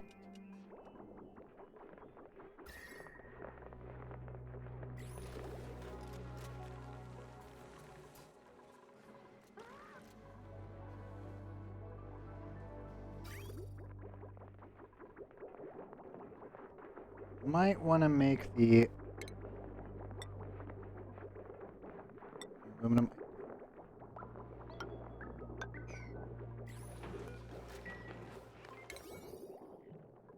The output one to be the radiant standard on the input. So way the heat that's being sucked in, the last little bits will be pulled away. Only I want 1,200 kilograms. Manufactured materials. Steel. Bring it to me, Dopes. Bring me the steel.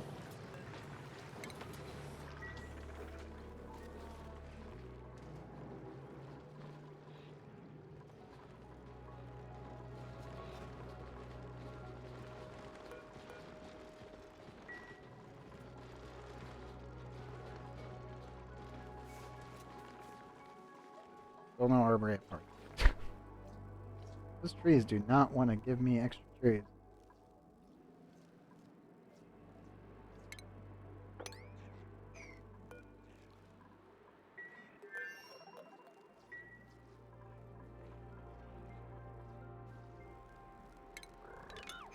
I think we're going to replace these. We'll finish. Nope.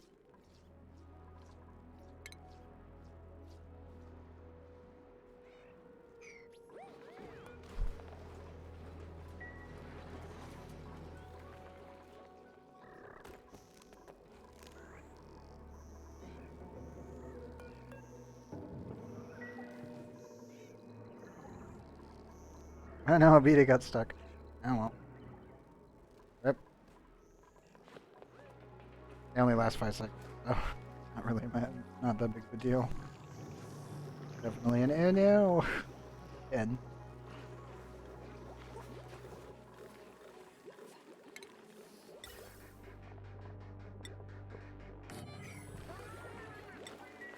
Overpressure pipes, like and CO2. I don't need to worry about it. Done. Well, that. Immediately initiate sweep order.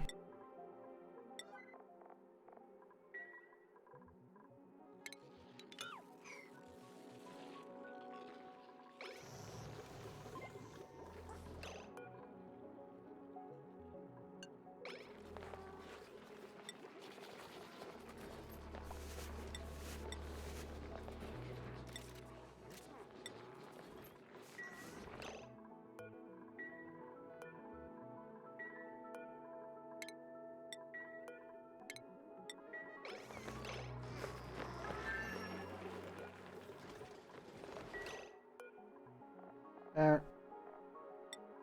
We'll put that there.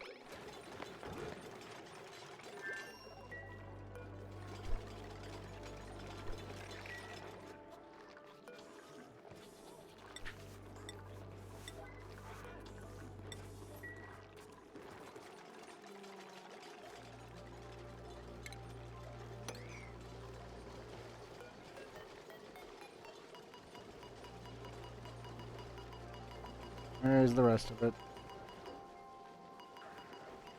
There's steel here. Come on, dude.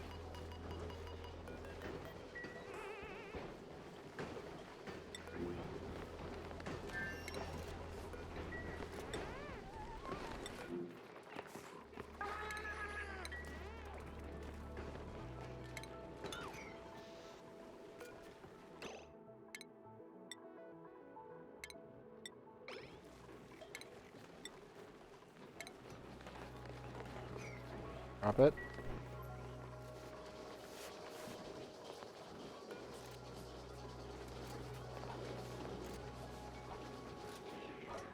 Very good. Now, any other steel that's currently selected? Cancel that. Just in case. Clear that. Wait this. Immediately set material, steel.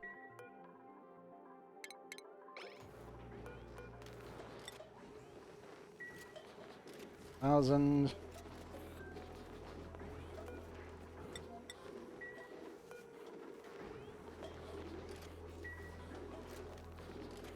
Kilograms. Come on, dude, bring me the rest.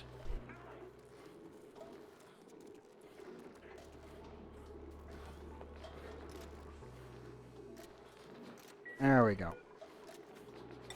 Good. This should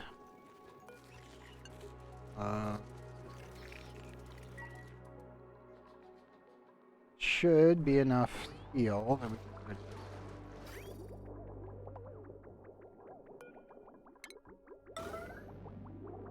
likewise we can do that.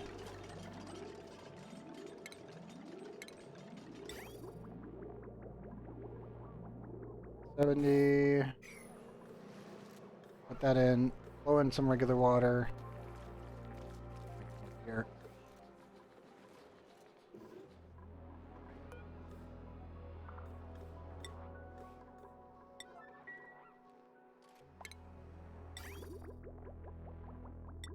It is.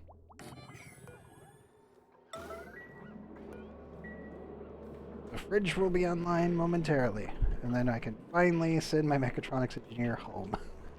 You can stop being an absolute utterly ruined over here. Eventually we'll just unplug the fridges old enough.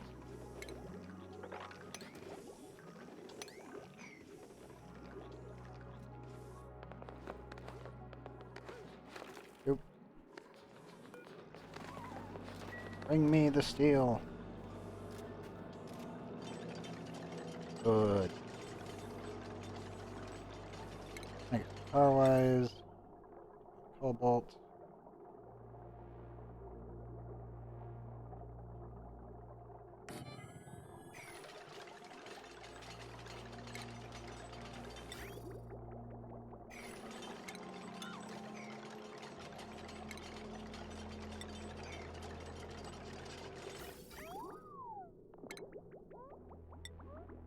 Not to add.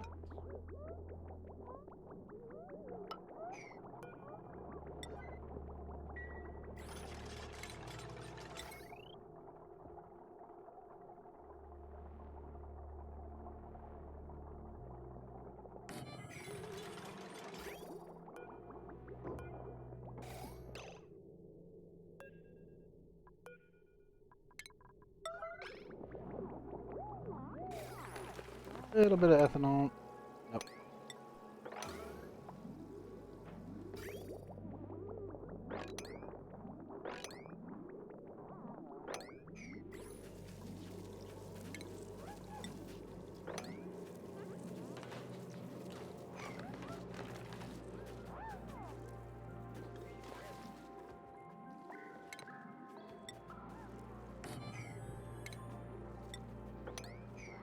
I'm just gonna pour it over there. Get it out of the way.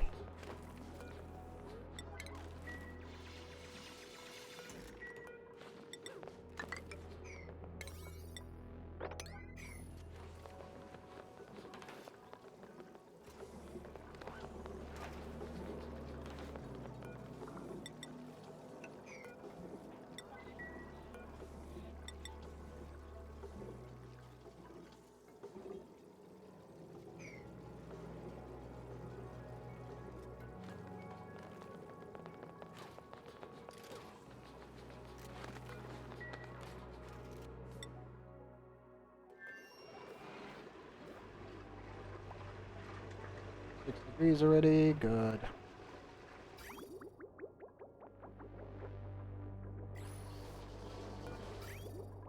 Eventually this entire line will be filled. Eventually.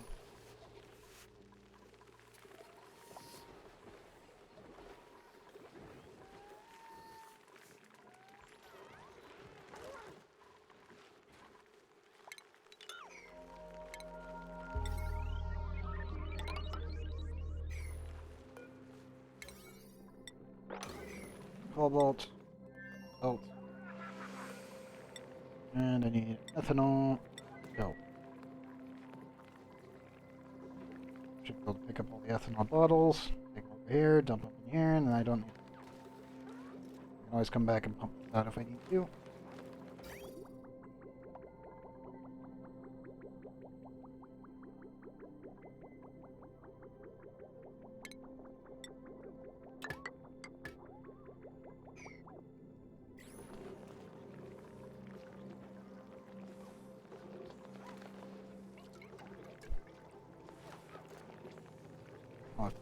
The electrical engineering trait. Sure she's got the skill point for it. Coming off when I actually needed to do it. Boom. Yeah, you're at 13. Yep. I'll get everything else plugged in. That way I don't have to worry about her morale at all. And we'll go from there.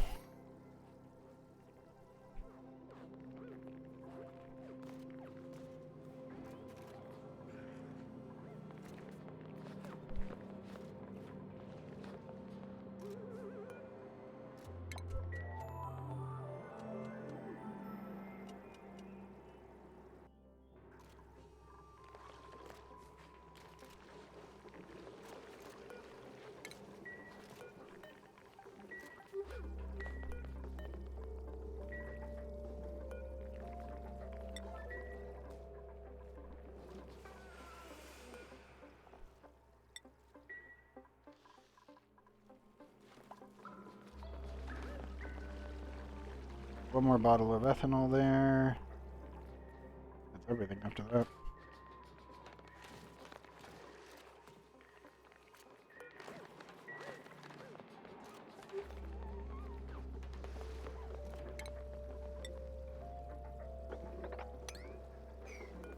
That's right, is I could just do this and just let water flow in.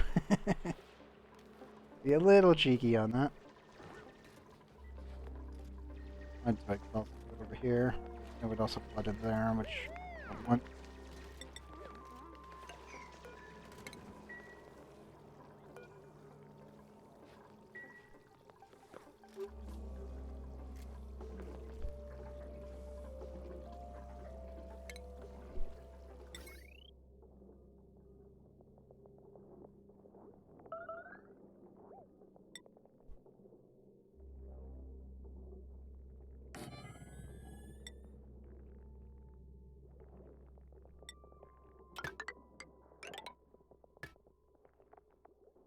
I can just meme.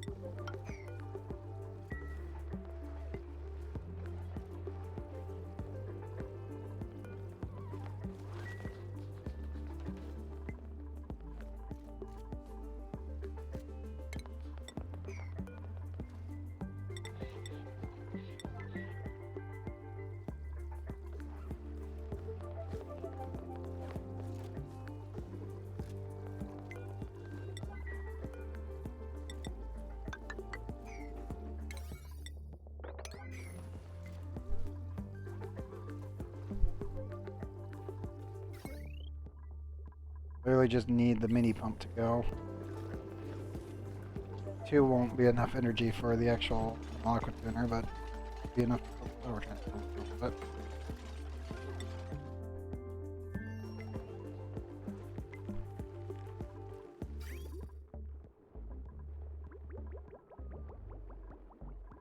Oh, whoops.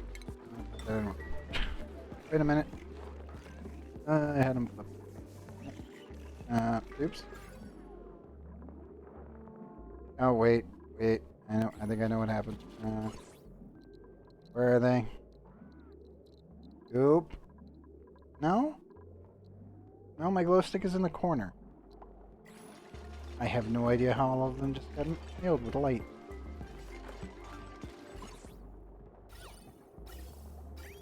Confused. You guys get unrested. Okay, well, whatever. It happens. It's fine. The weirdest thing I've ever seen.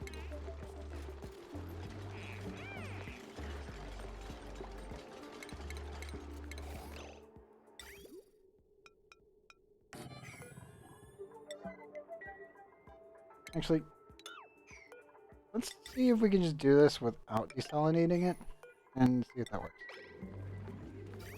Because there is a high likelihood that I can do this without desalinating. But I don't think it'll accept as much energy.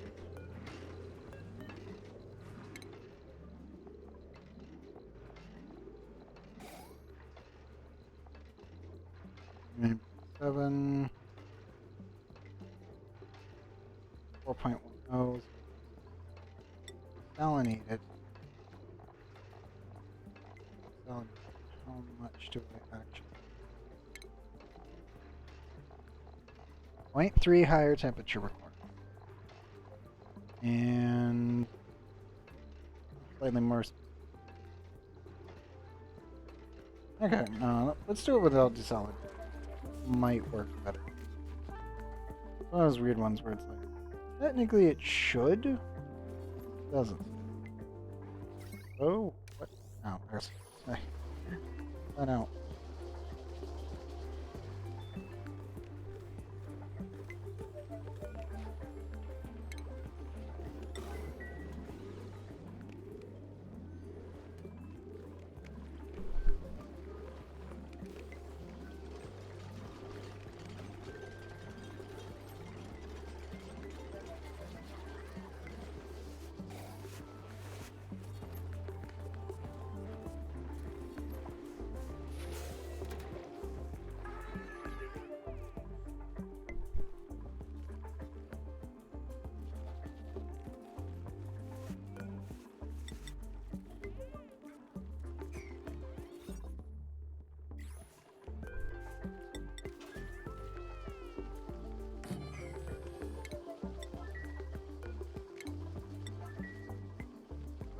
Oh, here, put an extra door there.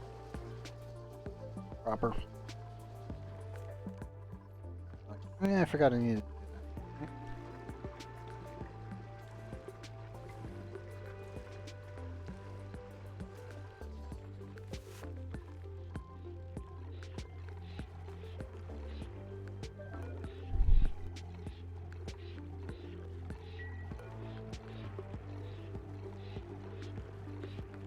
What's up this stuff? Oh, we can trade that.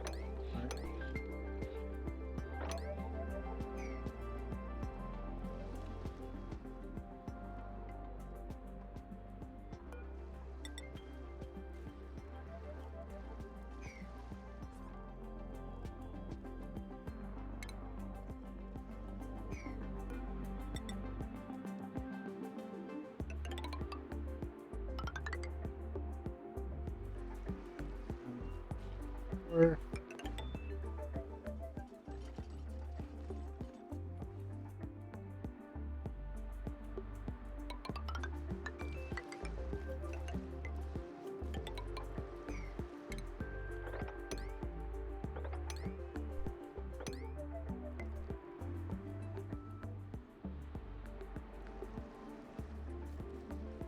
hey, Sand. No, this is not Classic Terra. This is Radioactive Ocean. This is the hardest playthrough you can do. Vanilla-wise, anyway.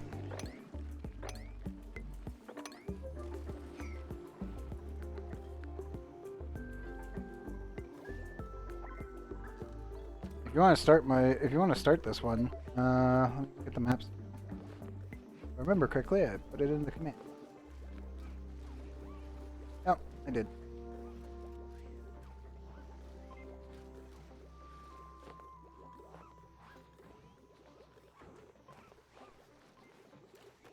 There you go. Also, I have it on every single one of the episodes on YouTube now. I just threw it into the description. Yeah, I've done that one. I did that one not last time. Time before that.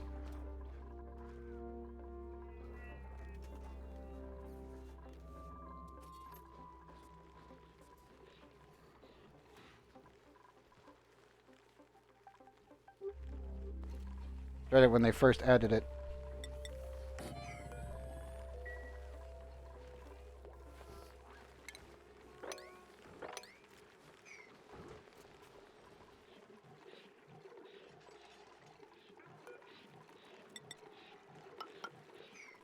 Nope.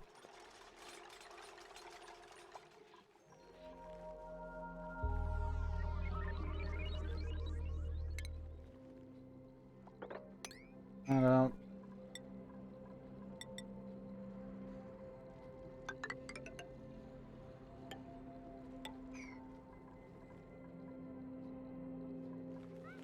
Okay. Fully preparing the water tank. Gotta insulate it. No. Rockets only use fuel when they move tiles. That is it.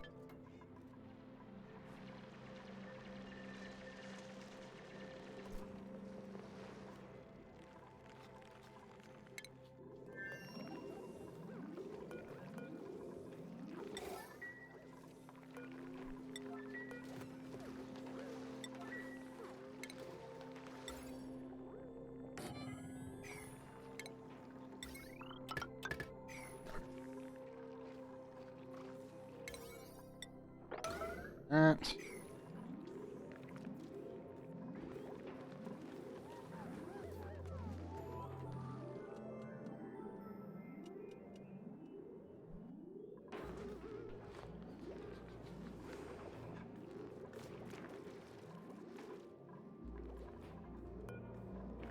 Yes, once this is all done. Sorry, Hatch, but I gotta get you out of there. I'm out. Oh, there you go. Good. Stay out of there. Unsafe.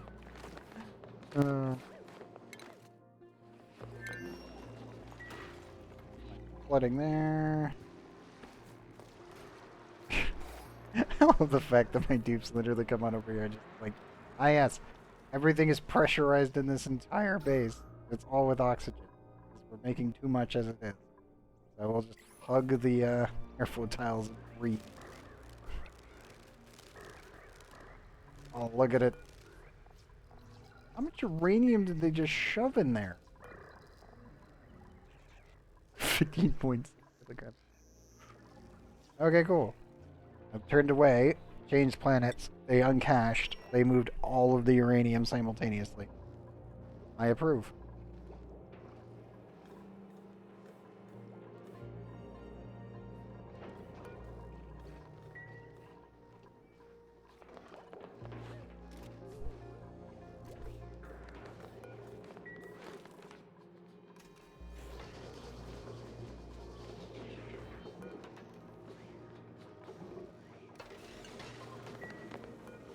Do not run the thermal, please.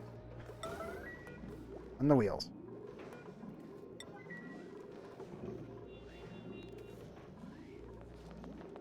I just need to quick remove all the CO2.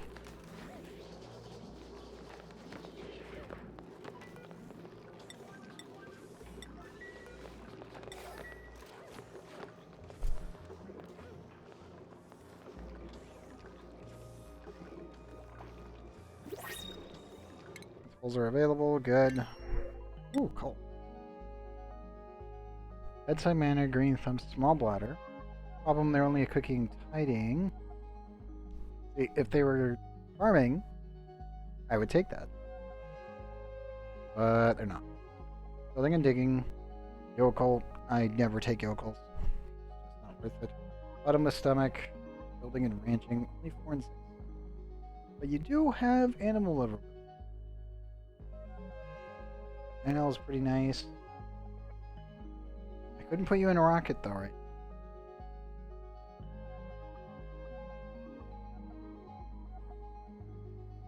Eminato. If you weren't this, you were a narcolept or nycophobic.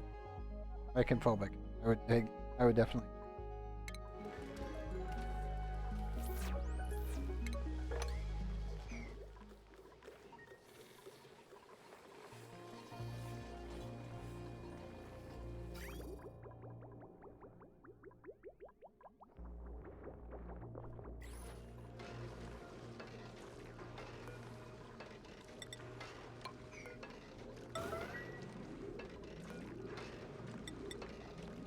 these out. Settings.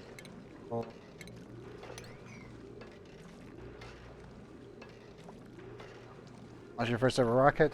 Classic. Triggers and use the oxidizer module. Only move 3 tiles. Every volcano. Wow, nice.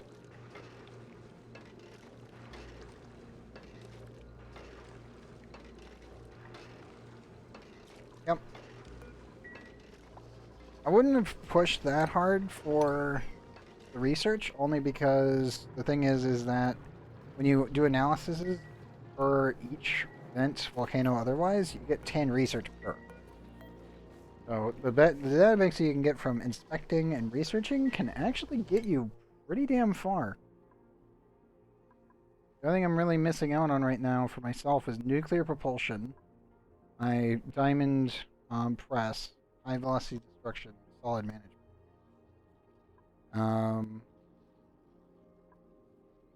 Besides that, oh, and the transit tube, but that's nuclear. So that's not actually plastic. Oh yeah, memory tuck. That's the other one. Because I can't actually make a I can't utilize lava yet because I don't have diamond. It means I need the diamond press.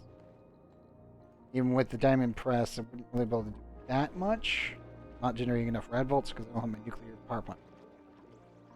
But once we get here, which hopefully the plan is, once I introduce steam from the steam chamber over here, should be good. Also, I do not care if this is actually insulated or not, because this is space. All that matters is that the base. I don't care about that. There we go.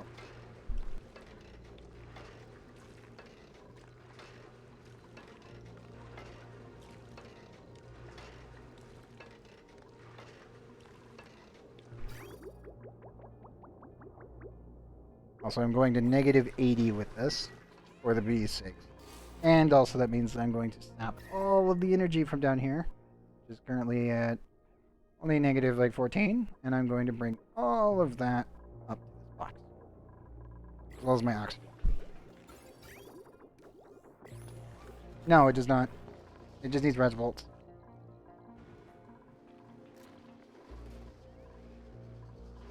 You just build a system like this, pump nuclear waste into it, or you use a nuclear reactor and then pump nuclear waste into it. And then you just use these to fire off a bunch of red bolts into the rocket. The rocket port also, by the way, is... if I remember correctly.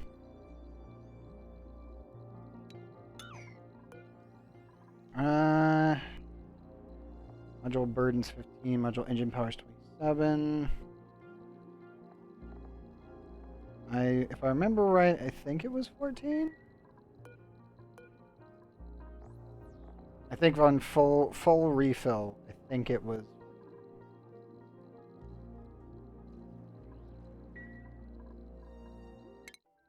And the main objective is to just carry all of my crap, aka my Trailblazer modules, my power generation, everything, and take it over to Talon. Then immediately start building up my base here. Find the water, because the main goal on this planet is find the dang water. Because my dupes will not survive here unless we can find this. There's one cool steam vent based on the star map's information. And I have no idea where it is. So yeah, I gotta punch through this. I can utilize petroleum generators to make polluted water and then desalinate the polluted water. And that would generate enough energy that I don't have to care that much. Especially since we got super sustainable at cycle 280.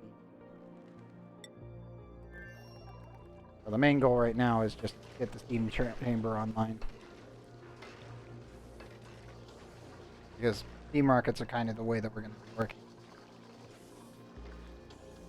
As I said, I believe it's 14. I don't know. I can't tell you until I fill it. Right now I'm just getting everything prepared.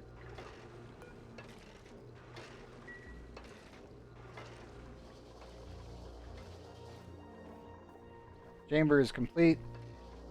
Water is currently flowing in from over here from saltwater geyser, which is got to be at 95 degrees.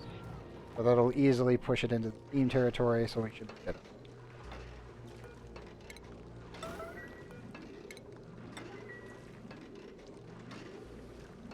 Any excess steam I'll just send through the system and vent with. That way it won't break the pipes. I did think about recycling it, but then it's just like we're already venting a giant pile of hyper-compressed oxygen into space. Like, really be using it for my suit, to be honest. Then again, my suit pipe is now completely filled.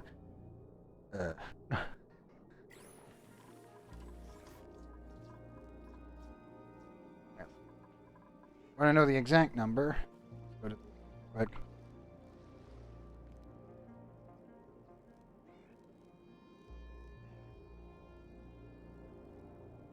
Engine.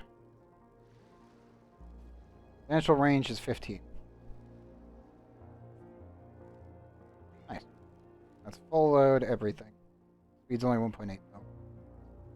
Which is pretty bad.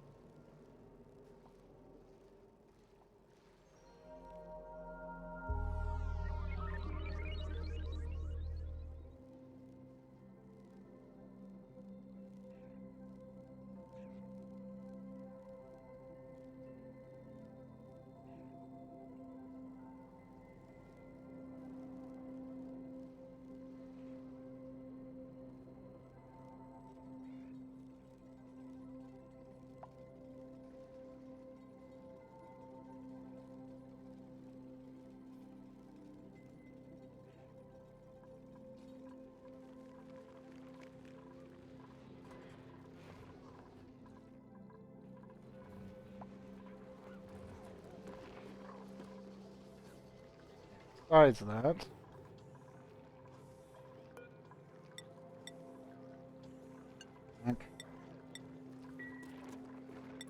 steel.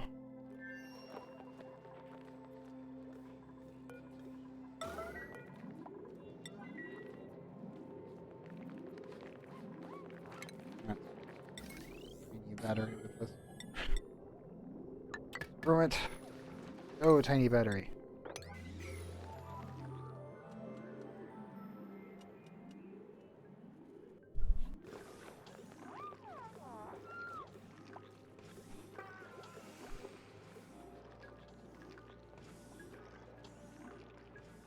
Steam turbine, submerged into liquid. One for my conveyor rail.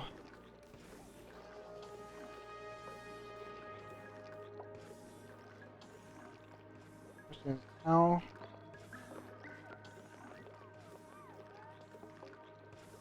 So you're trying to cool down your refined metals? I'm guessing from a volcano, or?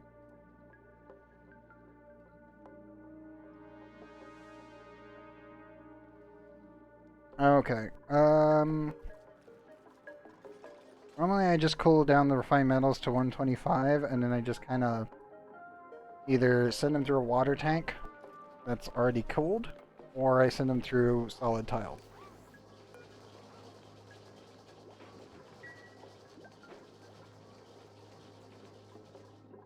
So, I think I've got a second. Let's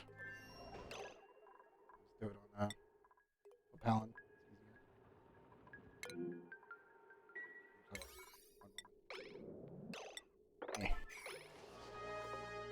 Okay, so let's see here. Let's take igneous rock as an example.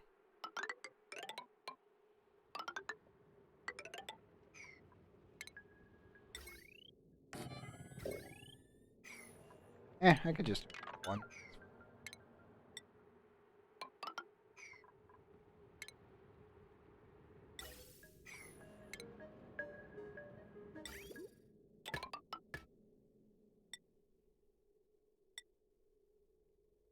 That.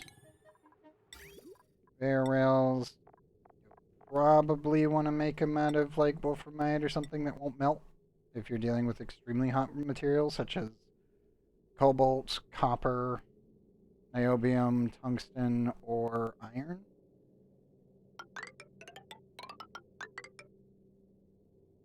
Aquaturn inside the volcano, cooling the steam turbine with the conveyor belt going up also steam turbine. Okay. But the way that I normally do it is that I have my liquid coolant that I use to fill the room away from something like this. The whole room is covered in water.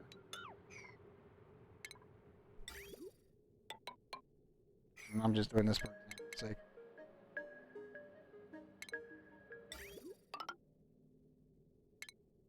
This would probably handle about... I would say that this could handle cobalt. This would not be able to handle niobium. This will not be able to handle a lot of other things. But you can run it like this. Obviously, you want the output down here and the input coming in this way, so that way the temperature from the material is not touching the steam turbine. Said that you had an aqua tuner inside the room. I would assume that you probably have steel. Radiant pipes.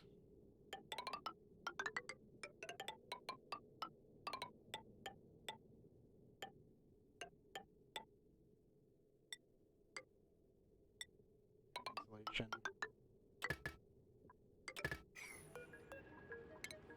Round.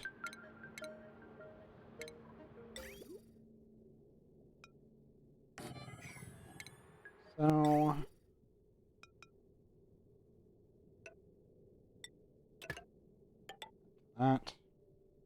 that's all insulated. This is still outputting water or whatever the heck you're using as coolant. I would recommend water, of course. You probably don't want to put petroleum down here. Even though this is the output, this will be the coldest area in the entire loop. But putting petroleum inside one of these, when you're using, say, cobalt or anything along those lines that you're looking at maybe 1,000 degrees, 2,000 degrees, probably best not to let it touch petroleum under any circumstance, because sometimes the game will just instantly flash it anyway, straight into sour gas. So this is pretty much a mono, most likely pure water, salt water, or other, like any water specific, and you just directly let it turn into steam. It turns into normal water when the whole system cools down and the volcano goes dormant for its period. The aqua tuner itself can then also have another steam turbine pretty much sitting right here on top of it. But you want to dedicate one steam turbine specifically to the cooling room, and then one to the aqua tuner, possibly two. The usual efficiency rate is that you want two steam turbines per one thermal aqua tuner. Can get away with one. Two regenerate 60% of the energy spent on the aqua tuner and refunds it back as energy. So this would work. This would work in the way that if the volcano is in this room, then everything is getting handled there. Obviously, you would need steel or higher auto sweepers. Probably a conveyor loader higher up underneath the steam turbine. And you definitely want your liquid output in the actual lava room or refined metal room.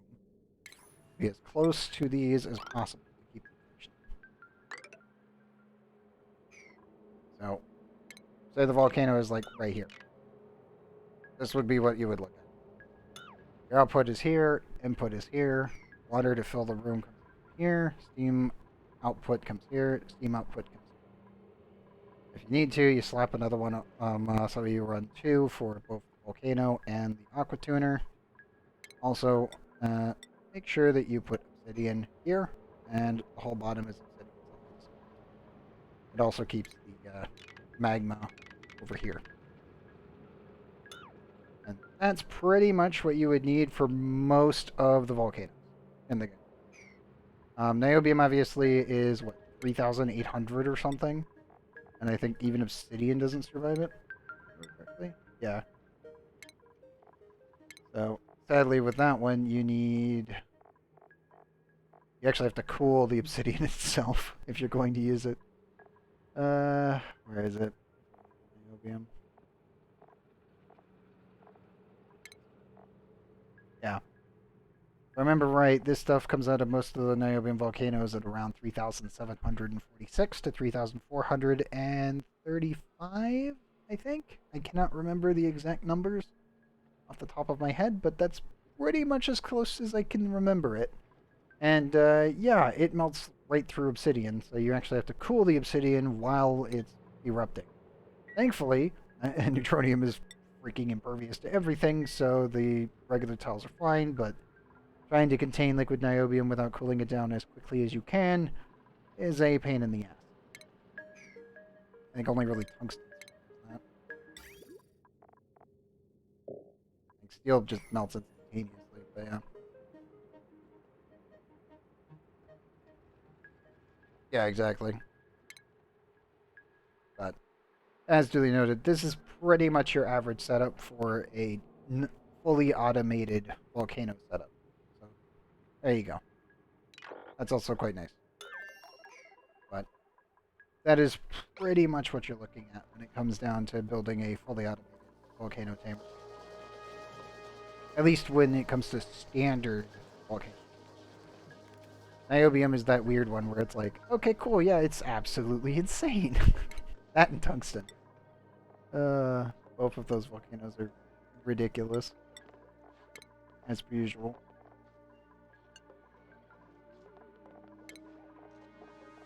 I mean, they also look ridiculous. I mean, literally plated. It's a volcano that's plated. I think that right there just tells you everything that you need to know. Same with the tungsten. Tungsten, I think, was, what, 3,100 something? But yeah, thankfully Obsidian can handle it, but you do have to. Otherwise it won't melt. Yeah, the energies that you're working with when you get to the Niobium planet is pretty nutty. I just gotta wait for this to become vacuumed. This is vacuum filled right now, so vacuumed out. That tile. I don't have to think about it anymore. The fridge will be completely online, and yeah. I can send my mechatronics engineer back.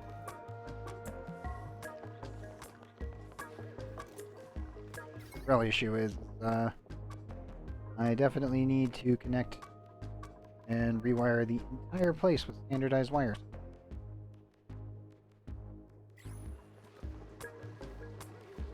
Oh, this will only refund about 30% of the energy.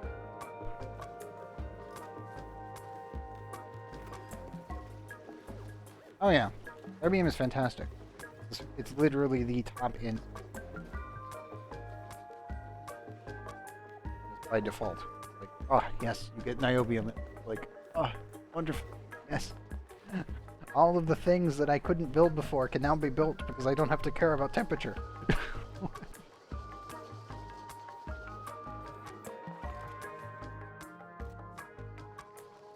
Yes. Obviously, taming it, though, on the other hand, is definitely a bit of a panic. Well, it can be a bit of a yeah, taming some of those volcanoes is really rough.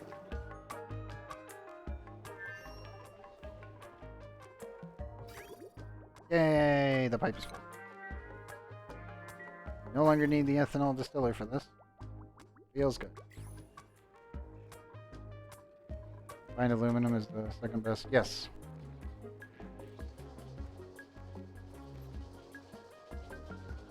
Yeah, aluminum is ridiculous. If you're wanting to do temperature transfer between points, aluminum is just...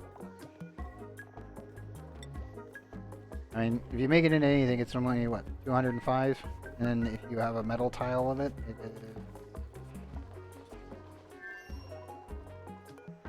basic copper. Standard copper, 60. At aluminum, I believe it goes up to 255. think, or 300. Check.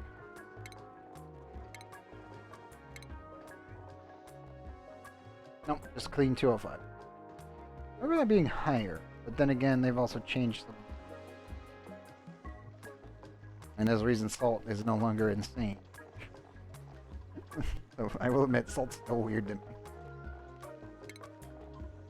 Ah yes, it turns liquid at 799.9. And originally it had a much different specific heat capacity.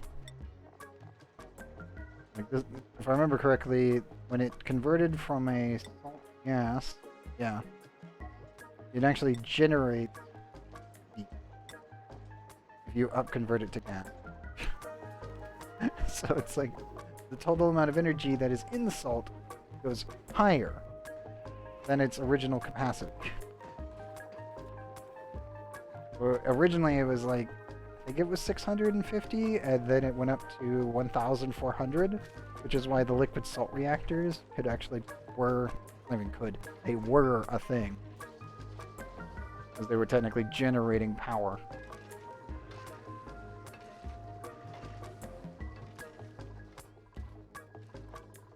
Also, I did prepare this just in case I did need to put some turbine on this later, but for the most part, this should be good.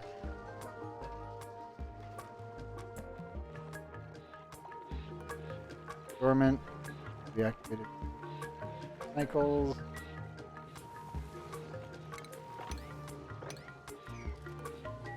Should be more than enough salt for me to, well, salt water for me to steam and fill this rocket with. I think we're good. Glad the chamber is done.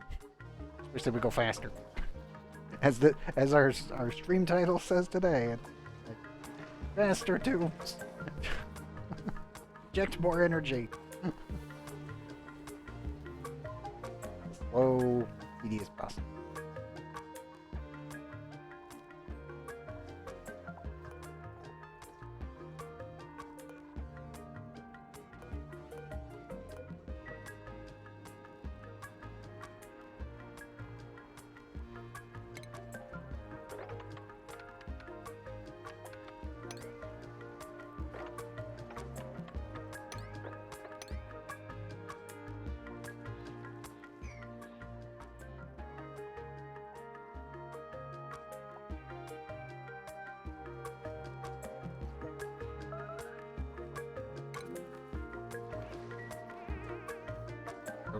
Running, thing.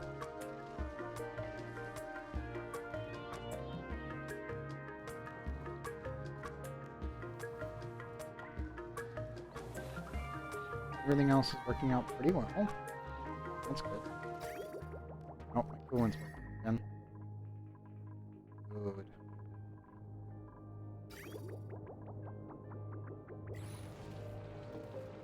I want to make that radiant, but then the last time I did this, and I just let it run, the whole entire area turned blue. As you can see. It's like, I kind of don't think I need to be completely honest.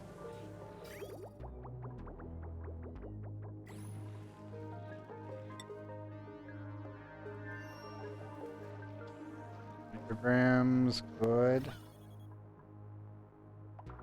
And take care of it. Also, spoon. Get you your point. Build this quickly.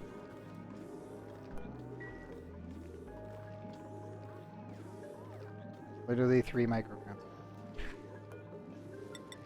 Start disappearing here in just a second. There it goes.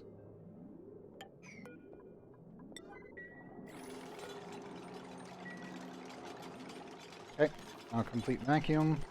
That there, and then flood the place. And we're good.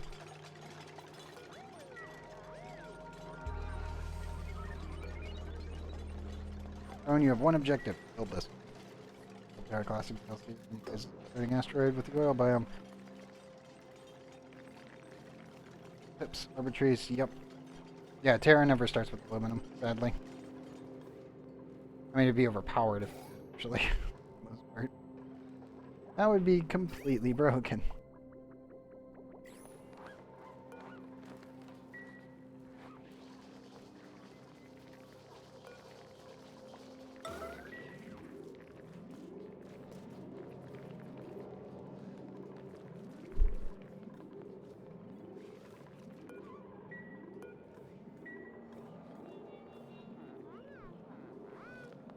a little bit more water in here.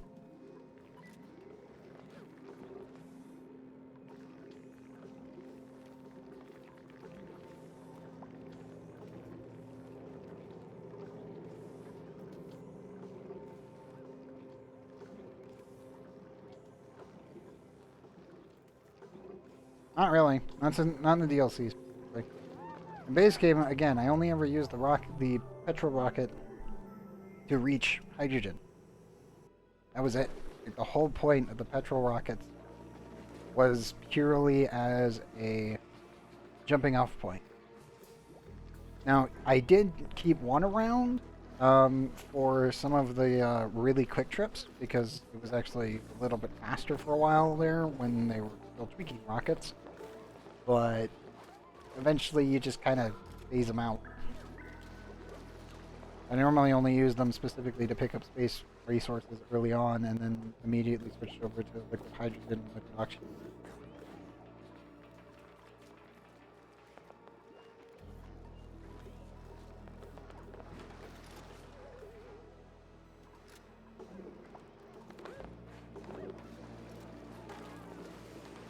Oh, burn. Okay. Get them all.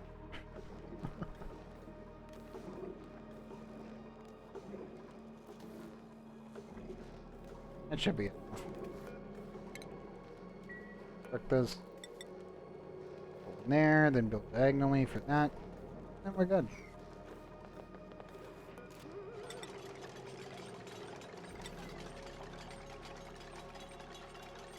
Biggest issue, obviously, is getting powered. Off.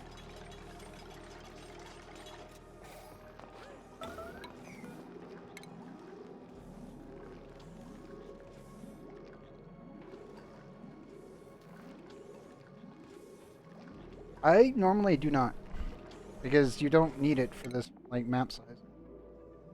If they ever expand the map, then yes, I would definitely do it, because the max range of a hydrogen rocket can be up to 64, but you would need more space actually. Because the biggest problem with the spaced out maps, because again, this is a spaced out map, not an original, not the actual ONI size maps, like the standard ones. I can't make a rocket that, like, this is too short for a hydrogen rocket. This is actually too short. So you would have to build the rocket inside this area. Remember, I can go to 50. And then that would give you the maximum size rocket, and you can go 64 tiles.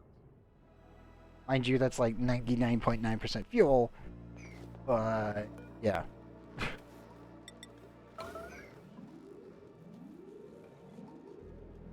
So the hydrogen rocket is purely dependent on how many fuel tanks you strap to it.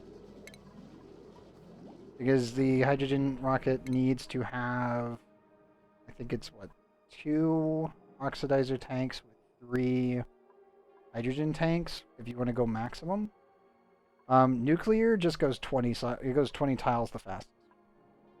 So yeah, rival engines are faster than hydrogen engines, but are much more restricted in their height range. Whereas, which again fits to the DLC style. Whereas hydrogen rocket, the hydrogen engine fits to the standard ONI map style, and is slower, but can go farther in one trip specifically.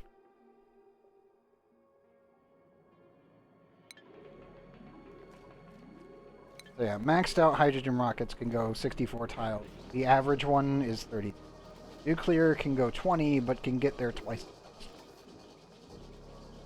And also, nuclear is faster if you have a better duplicant as well, because again, it's base speed.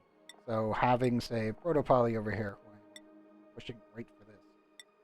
There we go. With his maxed out rocketry skill at level 20, he will probably be able to take a rocket and go all the way to the edge of the map and back in, I would say, 4 cycles. Whereas a hydrogen, it would take 8. Yeah, the steam rocket is 15, according to Wiki. I have not finished filling mine, and again, I cannot confirm because, again, they keep changing the numbers. Well, they were changing the numbers. I have not done it since they did their last rework. Yeah, burden's 15, power's 27. Does not tell me the range on the tiles, but according to the wiki, it's 15. I remember them being 14. But that was a while ago. Because the last time I used a steam rocket was October... Oh, no. Sorry, not October. It was November 5th. Because we started on October 20th. And then 5th was... And then we immediately phased them out for nuclear. Because it was just like... Screw doing the chambers. Screw having to pump all this energy directly into this little box. Just give me rad bolts and let me fire it off using a nuke. That's literally the fastest I ejected out of a rocket I think I've ever done. My god, they're slow. They're good for the initial push to get plastic. And then once you're past that point, then you say screw it. But I really need oil, more so than plastic. So, like, I'm now making lots of plastic, nice, but I want the crude oil. I'm not making enough rad bolts yet to, like, warrant switching over to nuclear. But instead, we're just going to use steam rockets for a little while. We're going to definitely colonize Allen, loot the entire place, find the water, and get our base built here. And then Rudabo, I need to send another rover over. And this was already uncovered. Other than that, I got lucky as well. I have no idea what that is. I'll dig it up once we get here. Hey, it actually remelted. Good.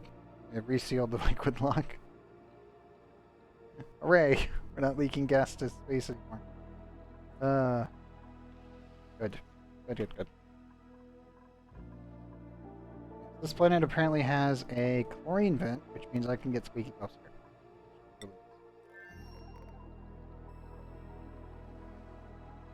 Downside, I'll have to use radiation to send it back.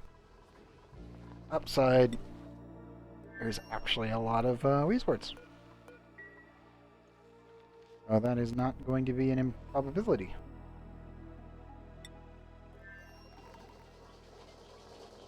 It'll literally just be the same kind of setup as this. And I'm just going to set up 2 interplanetary launchers. Send a bunch of, like, bleach stone back. That way we can have our hot tubs here and there. And wherever else I choose to shoot it at. Just gotta give my dupes hot tubs on every planet. The primary goal. Hey, actual... Oh my god.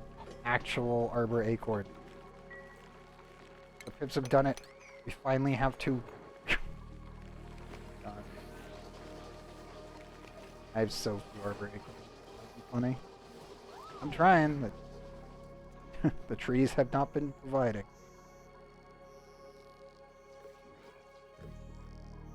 Definitely been an issue. Sure. 14.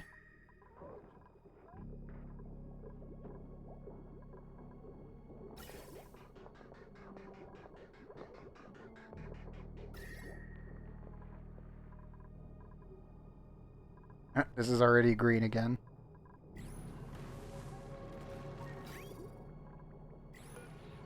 Every time that goes off, the entire base gets a little bit colder.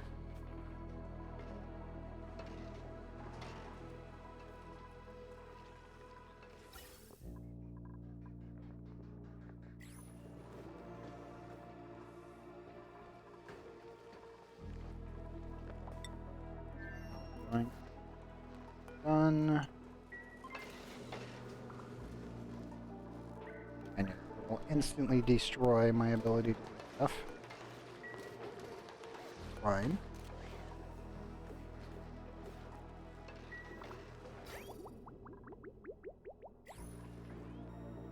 Bigger problem at hand, but I do need to tap.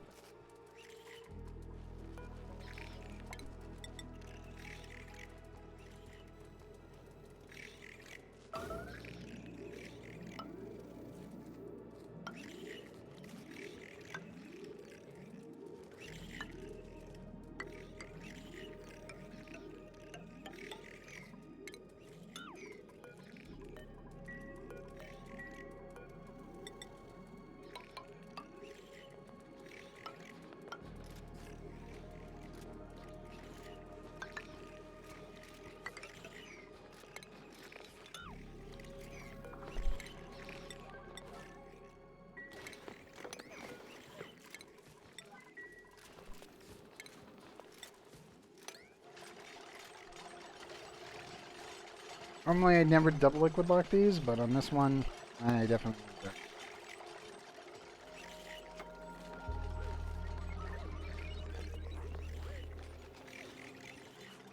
Yeah, I do that. Mostly because the devs just keep wanting to make it so nuclear waste self-propagate. And there's really no other way to deal with it. And that's the thing, is nuclear waste will self-propagate for no real reason other than they just said it.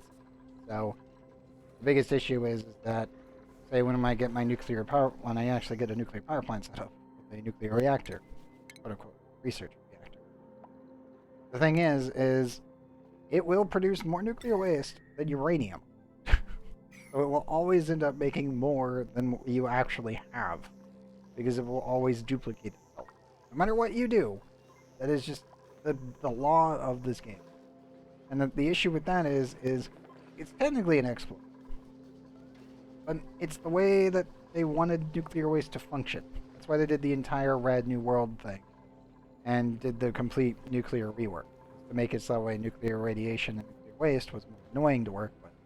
But in doing so, they made it more beneficial to actually do stuff. So it's like, it kind of cuts both ways on this one, where it's like, yeah, it's technically an exploit, but how are you going to be able to handle all the nuclear waste that you're producing when it starts duplicating itself? You're just going to vent it into space, or are you going to actually put it to use? I know it does. I've had multiple instances where all my pumps have decided to kick off when I was cleaning up the area and started making nuclear waste. Okay, cool. Leave them alone. Okay. Game, I'm not even here yet. We're working on it. We're not here yet.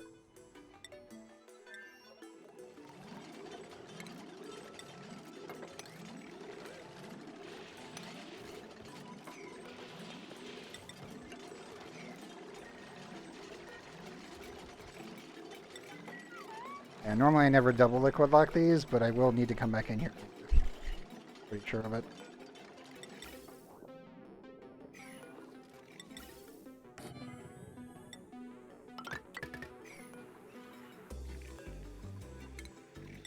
I was originally thinking I was just going to do one, and I'm like, no, I should come back again.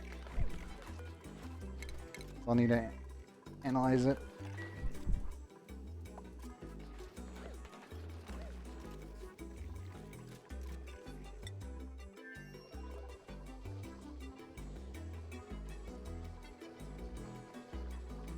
Should bring these back on.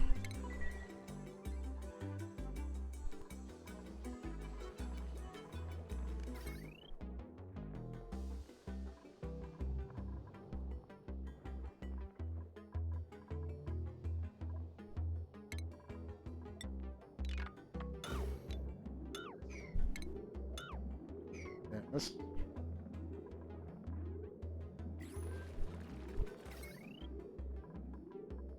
Until I can reach a volcano and actually set up a way to shoot back the materials.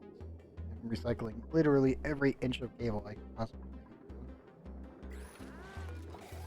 make. The only way to play this.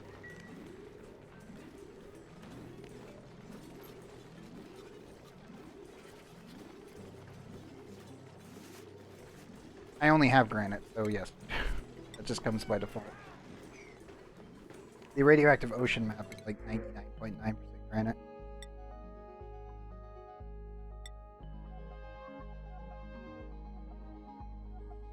I would love to take the slicks. There's one giant cobble. They would not survive. Only area that they can kind of live in, like up here. Not to mention, I am not actually making enough CO2 because the bees kind of eradicate all. Only area that has some right now is here. And that's because the ethanol machine. I was running my ethanol facility constantly. I don't think they'll make it. I normally do not use carpet.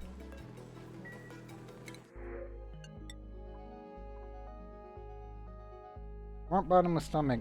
I think you're a pretty good pilot. I'm gonna take the slickster eggs, but I can't really do anything with them. I guess I could stick them over here. Yeah, it's rare from... I don't... Last time I used carpet. I think I used it for a gym. That was it.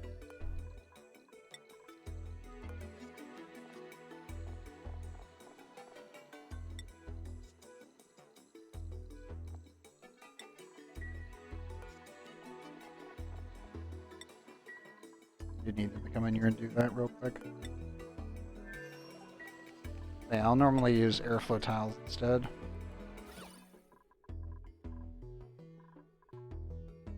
Again, you just take like one space object and you're done.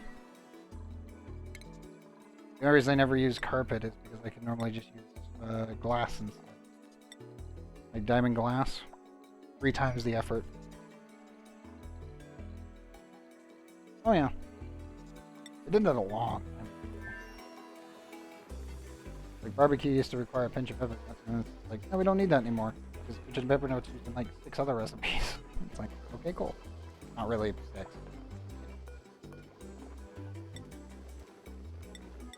A burger.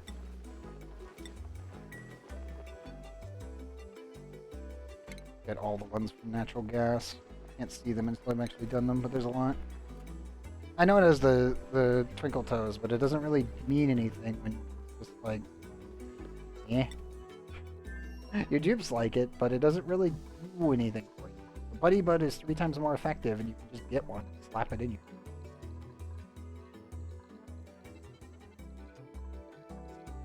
That's why I've normally never wanted to ever use carpet.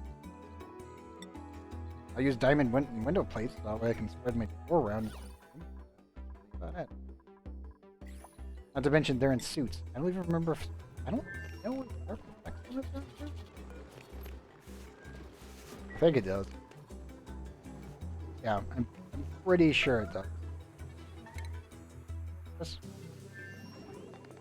Good food, but...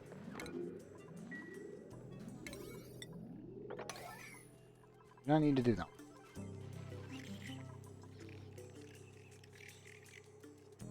I would never use a comfy bed. Comfy beds are a fucking trap. they've never been redone. They're literally useless. Like, that's actually the worst part about the comfy bed is that it is the most pointless thing ever.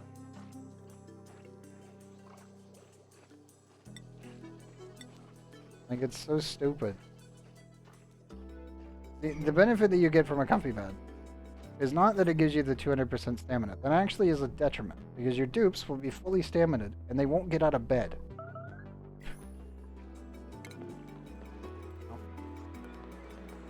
One. But the biggest problem with the comfy bed is that even if you set them for 1 cycle time worth of sleeping, or it's like just for 1, and they make it there in time and get in the bed, they will continue to sleep in the comfy bed even when they hit 100% stamina and will not actually actively get out of bed even if you tell them to. Because the dupes do not want to get out of the comfy bed. They were programmed in a way that makes the way they don't believe them. The issue is if you even set it for 1, they barely make it here. They get in their comfy bed, they're going to keep sleeping until they get past their bedtime, like their bath time. I've had instances while using them where my dupes have completely skipped their bath time and work periods and have just gone into the next cycle before they're actually out of bed. Which means that you literally lose like 2 periods within the day every time they sleep. They're literally a trap.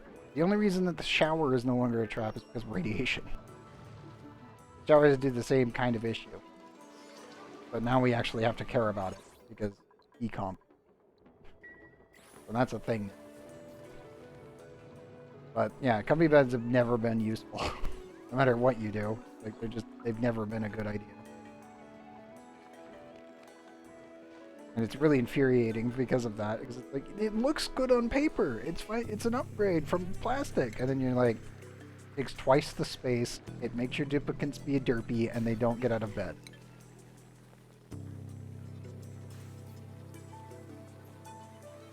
The shower cleans off the radioactive contaminants. When you're working with nuclear rockets and nuclear waste, you will have nuclear contaminants that can get on your dupes, and then it will get everywhere. So it's like, it'll look like this, but green. Shower cleans that off of them. That's also why if you use blood suit doxel, I don't have it. Shit. They don't have nuclear rockets yet. There it is. The advanced sanitation. The decontamination shower. It's the same exact thing as a regular shower. It just does it twice as effective. But on the nature reserve, yes. I make the spines of my bases from my...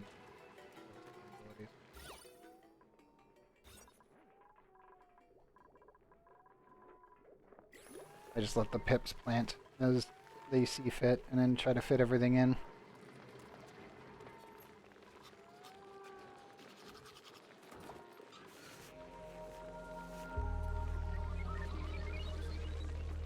Yeah, if you're dealing with the DLC specifically, showers actually have a purpose. Otherwise, they don't really have a purpose. Your dupes will get +1 morale for using it, but I do not make my shower nature reserves. Not to mention that also breaks the washroom. You would need to make it out of it. I normally stick the shower room right next to the pods, just that way it's easy access, and I'll always keep it in my kitchen. Any extra bathrooms doesn't really matter where they're placed. Normally you want to put them, like, for this, I would put a bathroom here and a bathroom here and move the tips out. And then just keep my residential areas like there. And that would keep it going. Normally it's best to put the nature reserve in front of the kitchen, if you can. Because your dupes always need to get food, and that just works the best. Because, you know, dupes will sometimes piss themselves from time to time, no matter where they're at. It's just sometimes they'll be like, oh yeah, I'm going to do all these other actions instead of actually go to the bathroom. But then they don't get the nature reserve. They always have to eat. And if they don't eat, then they actually die. And piss themselves wherever the hell they want. They have to eat. That's why I always say put it in front of the kitchen.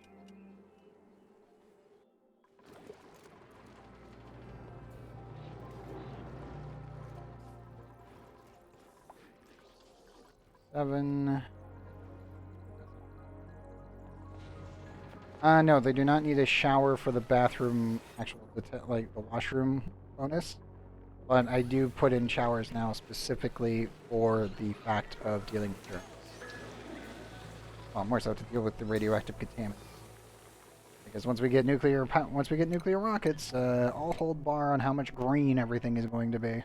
Because yeah, rebel engines just spew. Like, what, 1.3 million nuclear contaminants in the nuclear waste per launch, I think it is.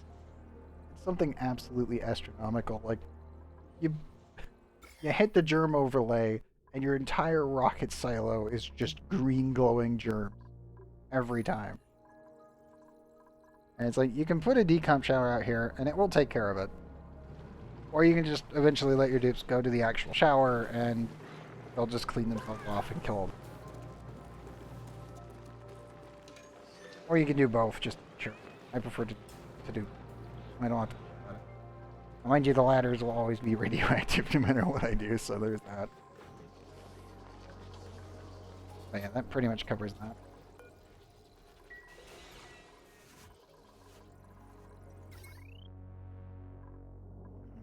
Power.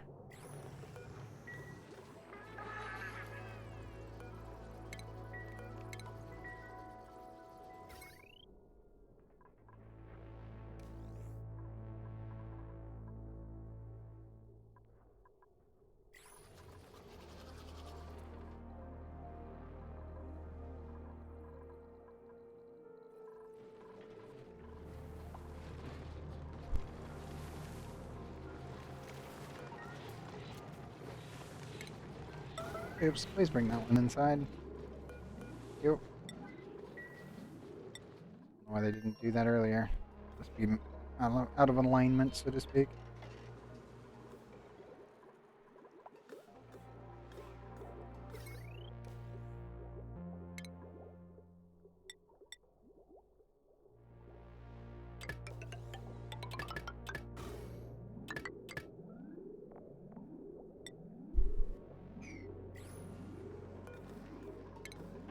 Remove the small battery and slap in a smart battery down here. And I really want to freeze the whole thing. Like, I could though.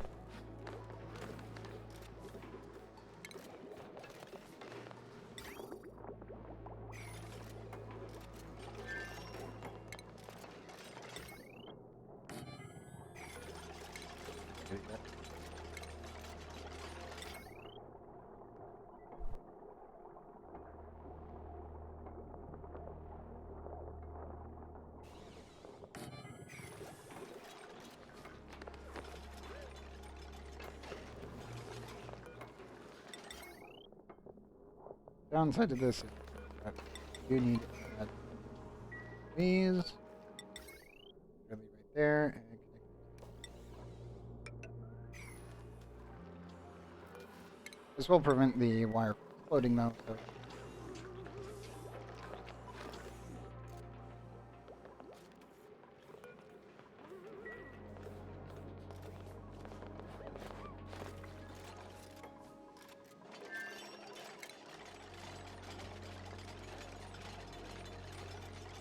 I don't know who that is. Nope. And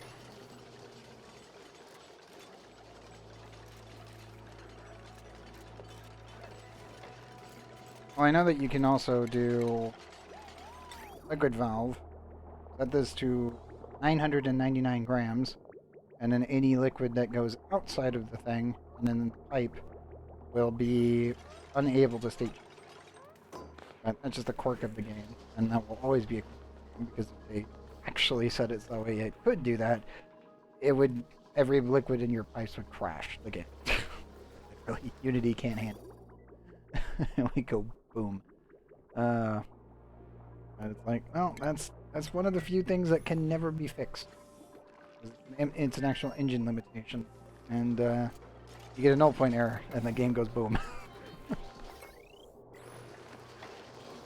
Don't get me wrong, it's hilarious that that happens, but it's definitely a oh no! Fuck! That wasn't supposed to happen kind of moment.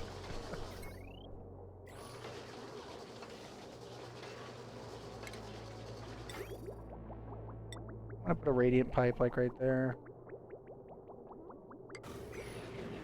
Yeah, fuck it.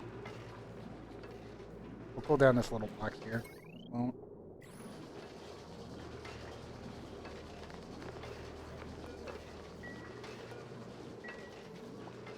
also should get my Dupe's athletic skills up. And there's a lot of weird things that you can do and actually not included that are all engine limitations or just weird exploits that are not really exploits. They're solutions to the problem that couldn't be fixed any other way without completely rewriting the game. That's just kind of how it settled.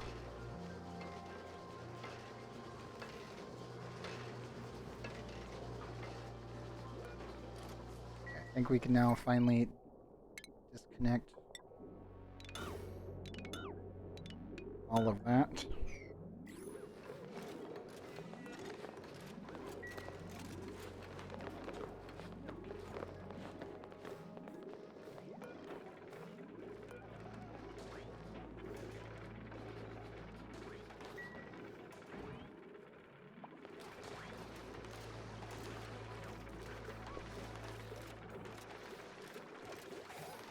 So I will be calling it here in just a couple of minutes. Make sure it's working the way it should be.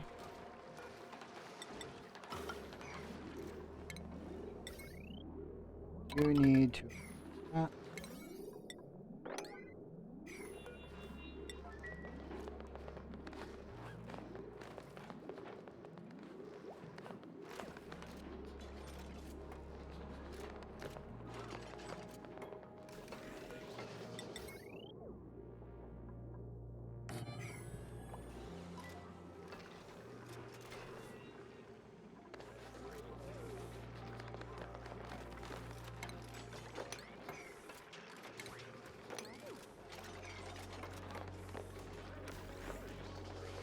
There we go.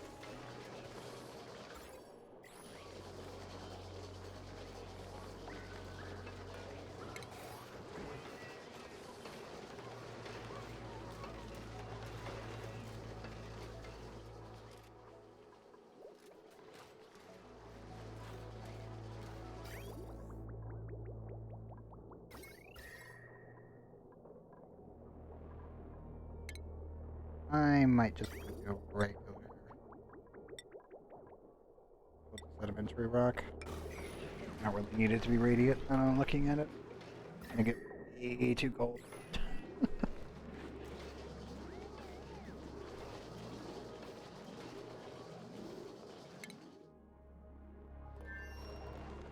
Good.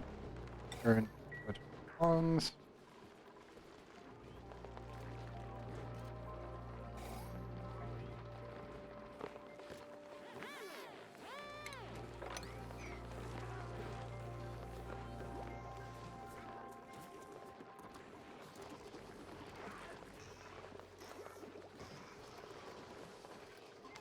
Probably wipe out. Yeah. Yeah. Good.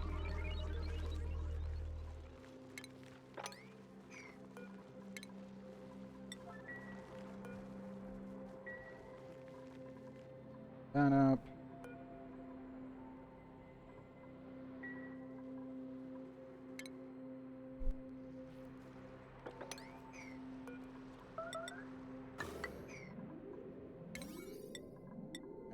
Time for already those.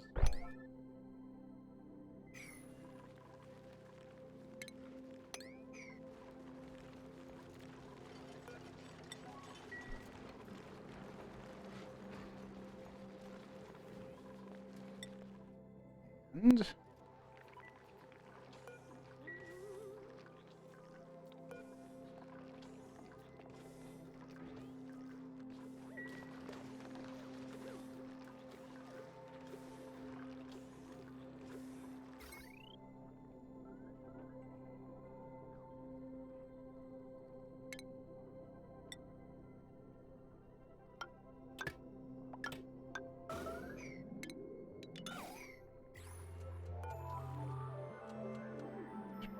slate, I don't need it anymore.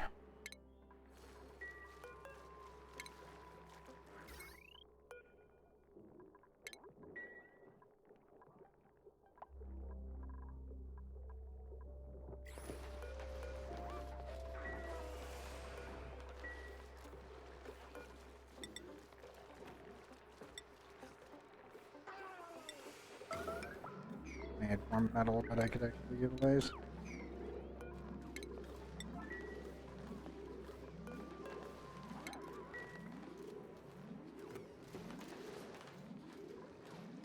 I just metal tile the whole bottom down here. It's on petroleum steel.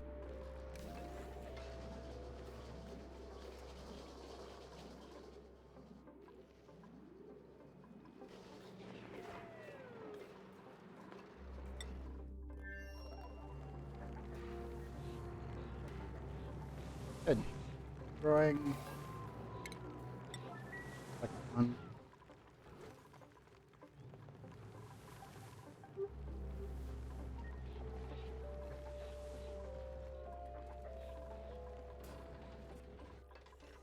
Temperatures are at 7 and right. 9. Good. Good.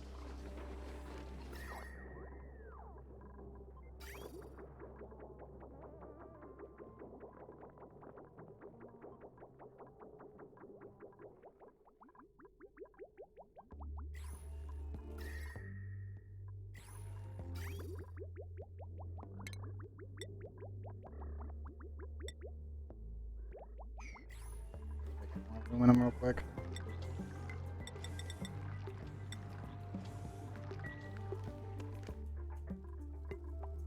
We'll be replacing this bottom half, and I'll just alternate them, I think.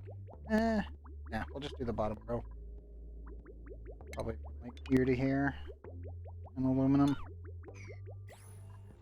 I'll keep the bees at a reasonable temperature and not dying.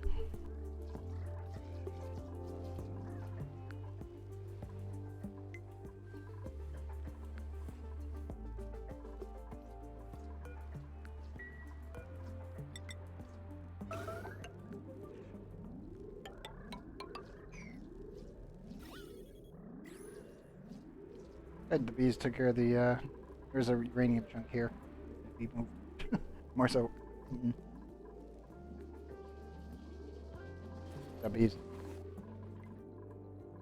Space-wise, good.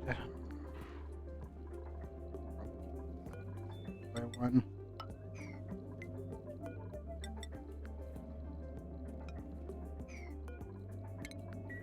Nope.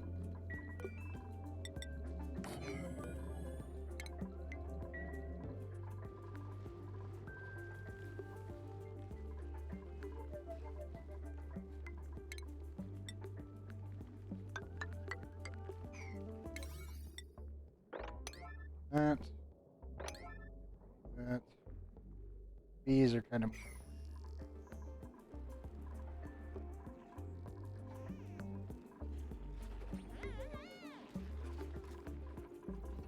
That's a lot of energy that you suck and front.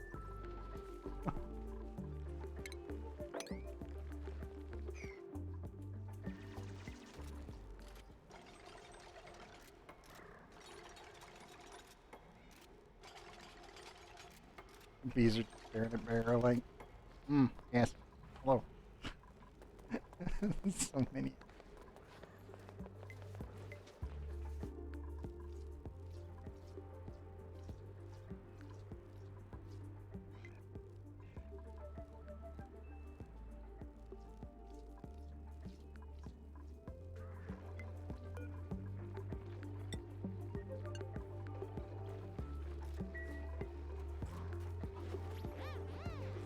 Okay, Frank, get in there. Meet the bees. Quite friendly.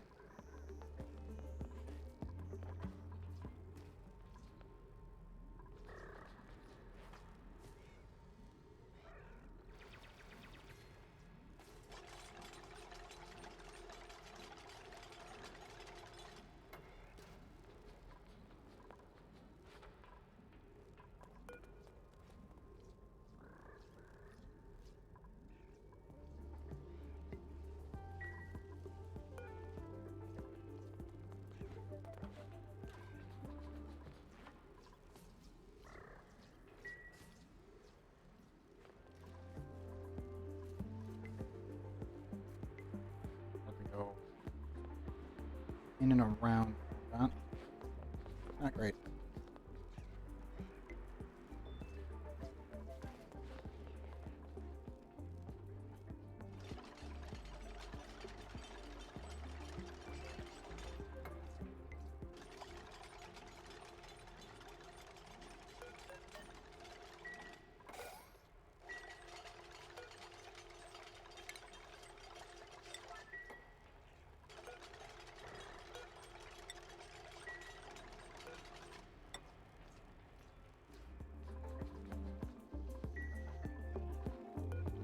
You coming in to do it? Sure. Go, Bucket, go.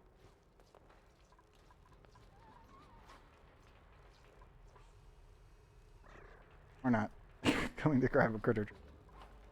Damn it. Oh, that's coming. Oh, Zerbrick.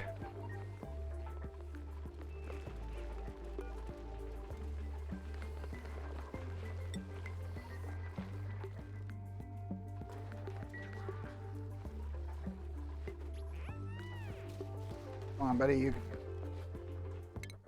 can. Ray. Getting super ring. Knox, you're getting super ring.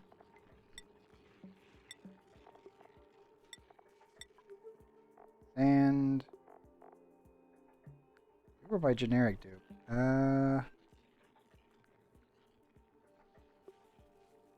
Probably get another.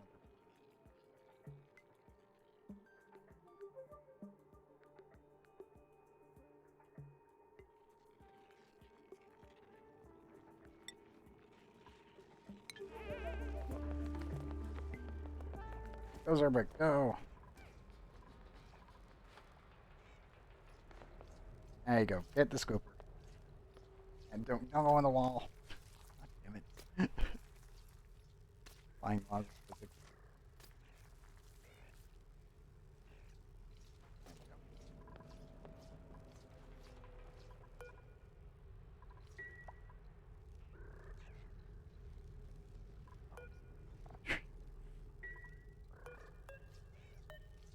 That's a lot of nuclear fuel if I've ever seen it.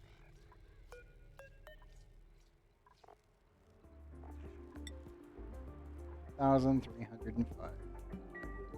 Stuff.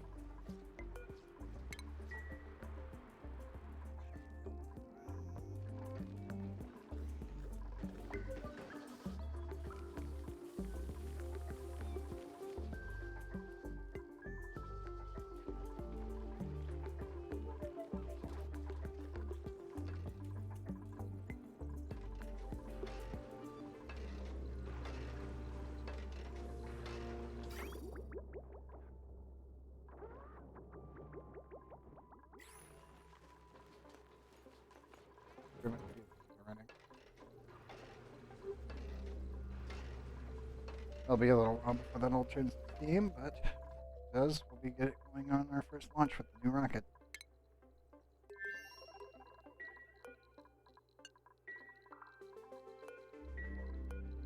Also be scoping out the entire area on our way over.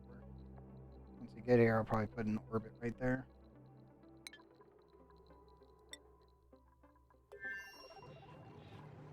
As people planned it. Big goal pretty much is to get solar running well.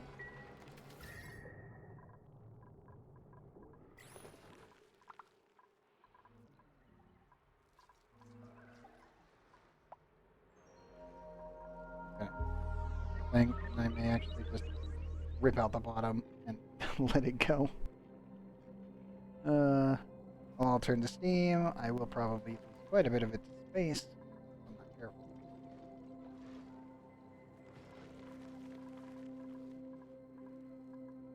But it would be a good way to purify all the water in the entire base, and I could pump the coal slush geyser in there and not have to care for a while.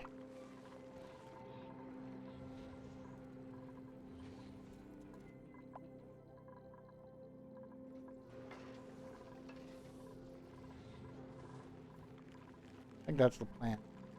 All this will be completely insulated all the way on up to space. Before I do it, of course. I also have to wait on the work faster, bees. I need to repopulate more of you. Go ahead, be tiny. Go ahead. No, be tinies. No.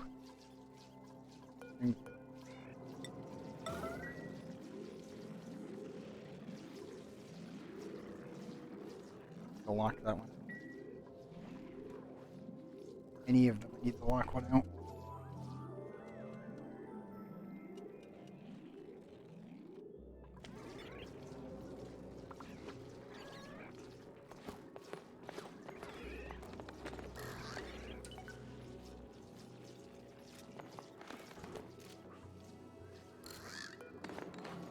Good. Come on. One of you need to turn. Come on.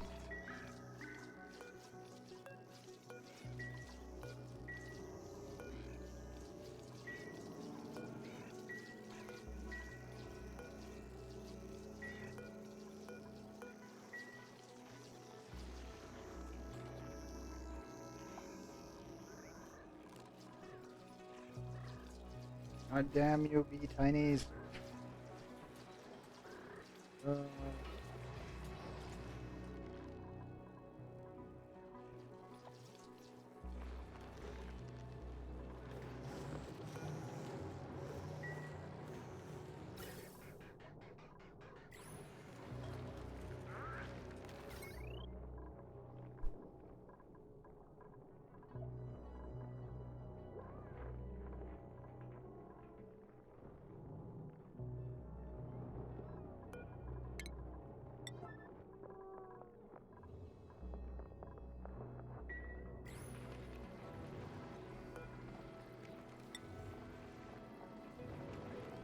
Nah, let's go.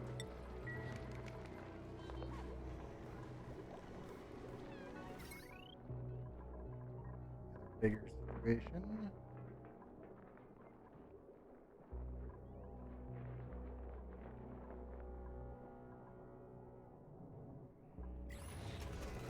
Too much power at night.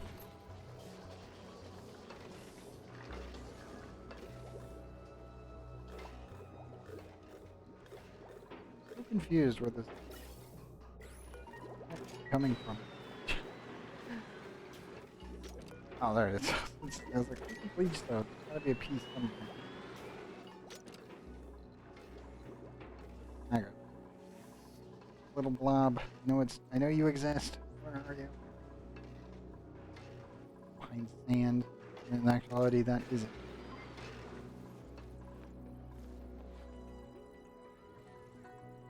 Five, 9, good.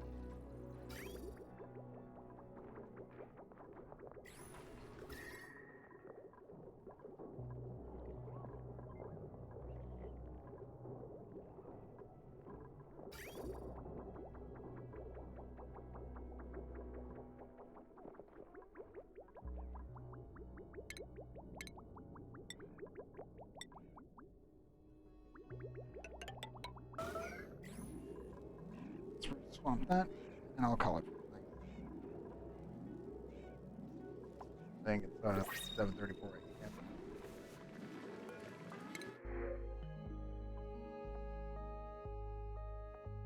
Researcher loner without sleep.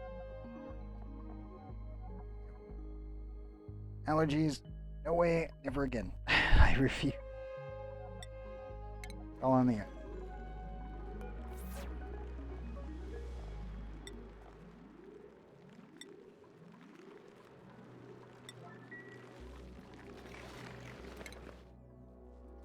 No, sleeping.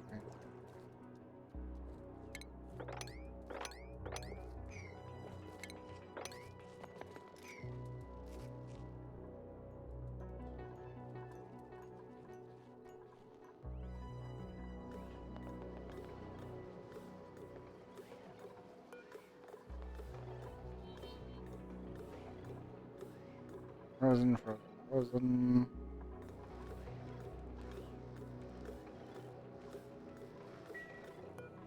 Awesome. Our food no longer actually died. Good work.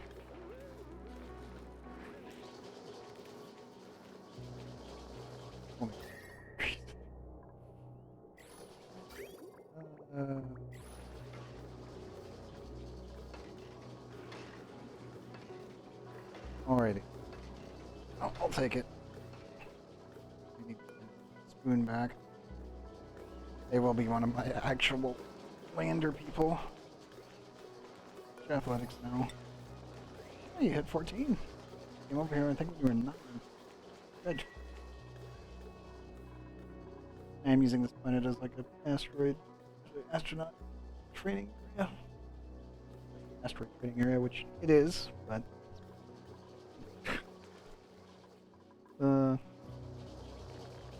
you need to eventually bring it for a permanent stay.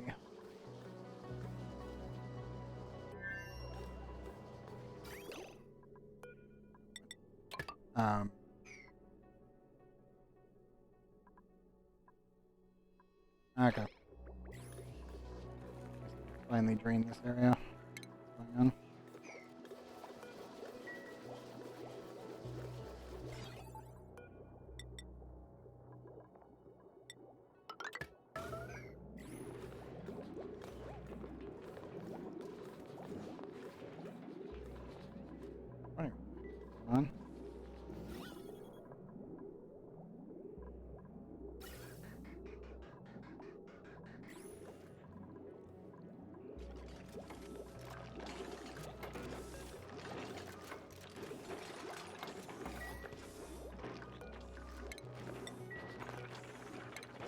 Come on. Yep.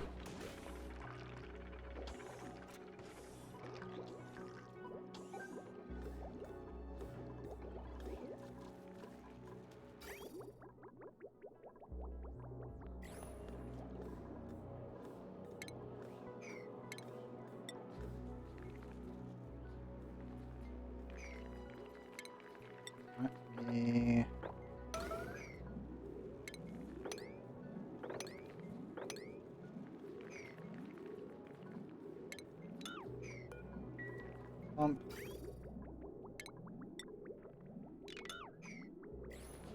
That up. I'll open up that area for building.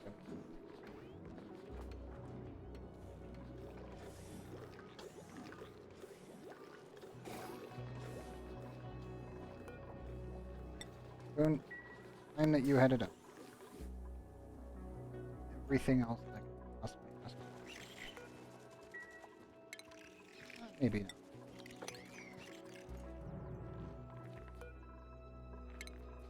Okay.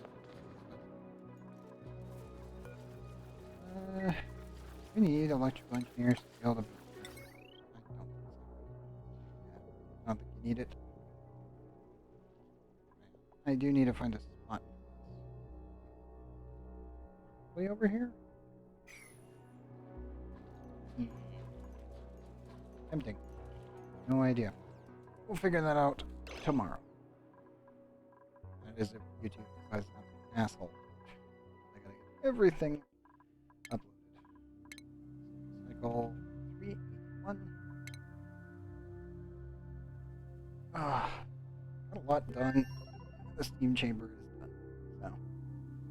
So, now I just gotta pump energy directly into it, or so transfer energy to it, and it'll be ready.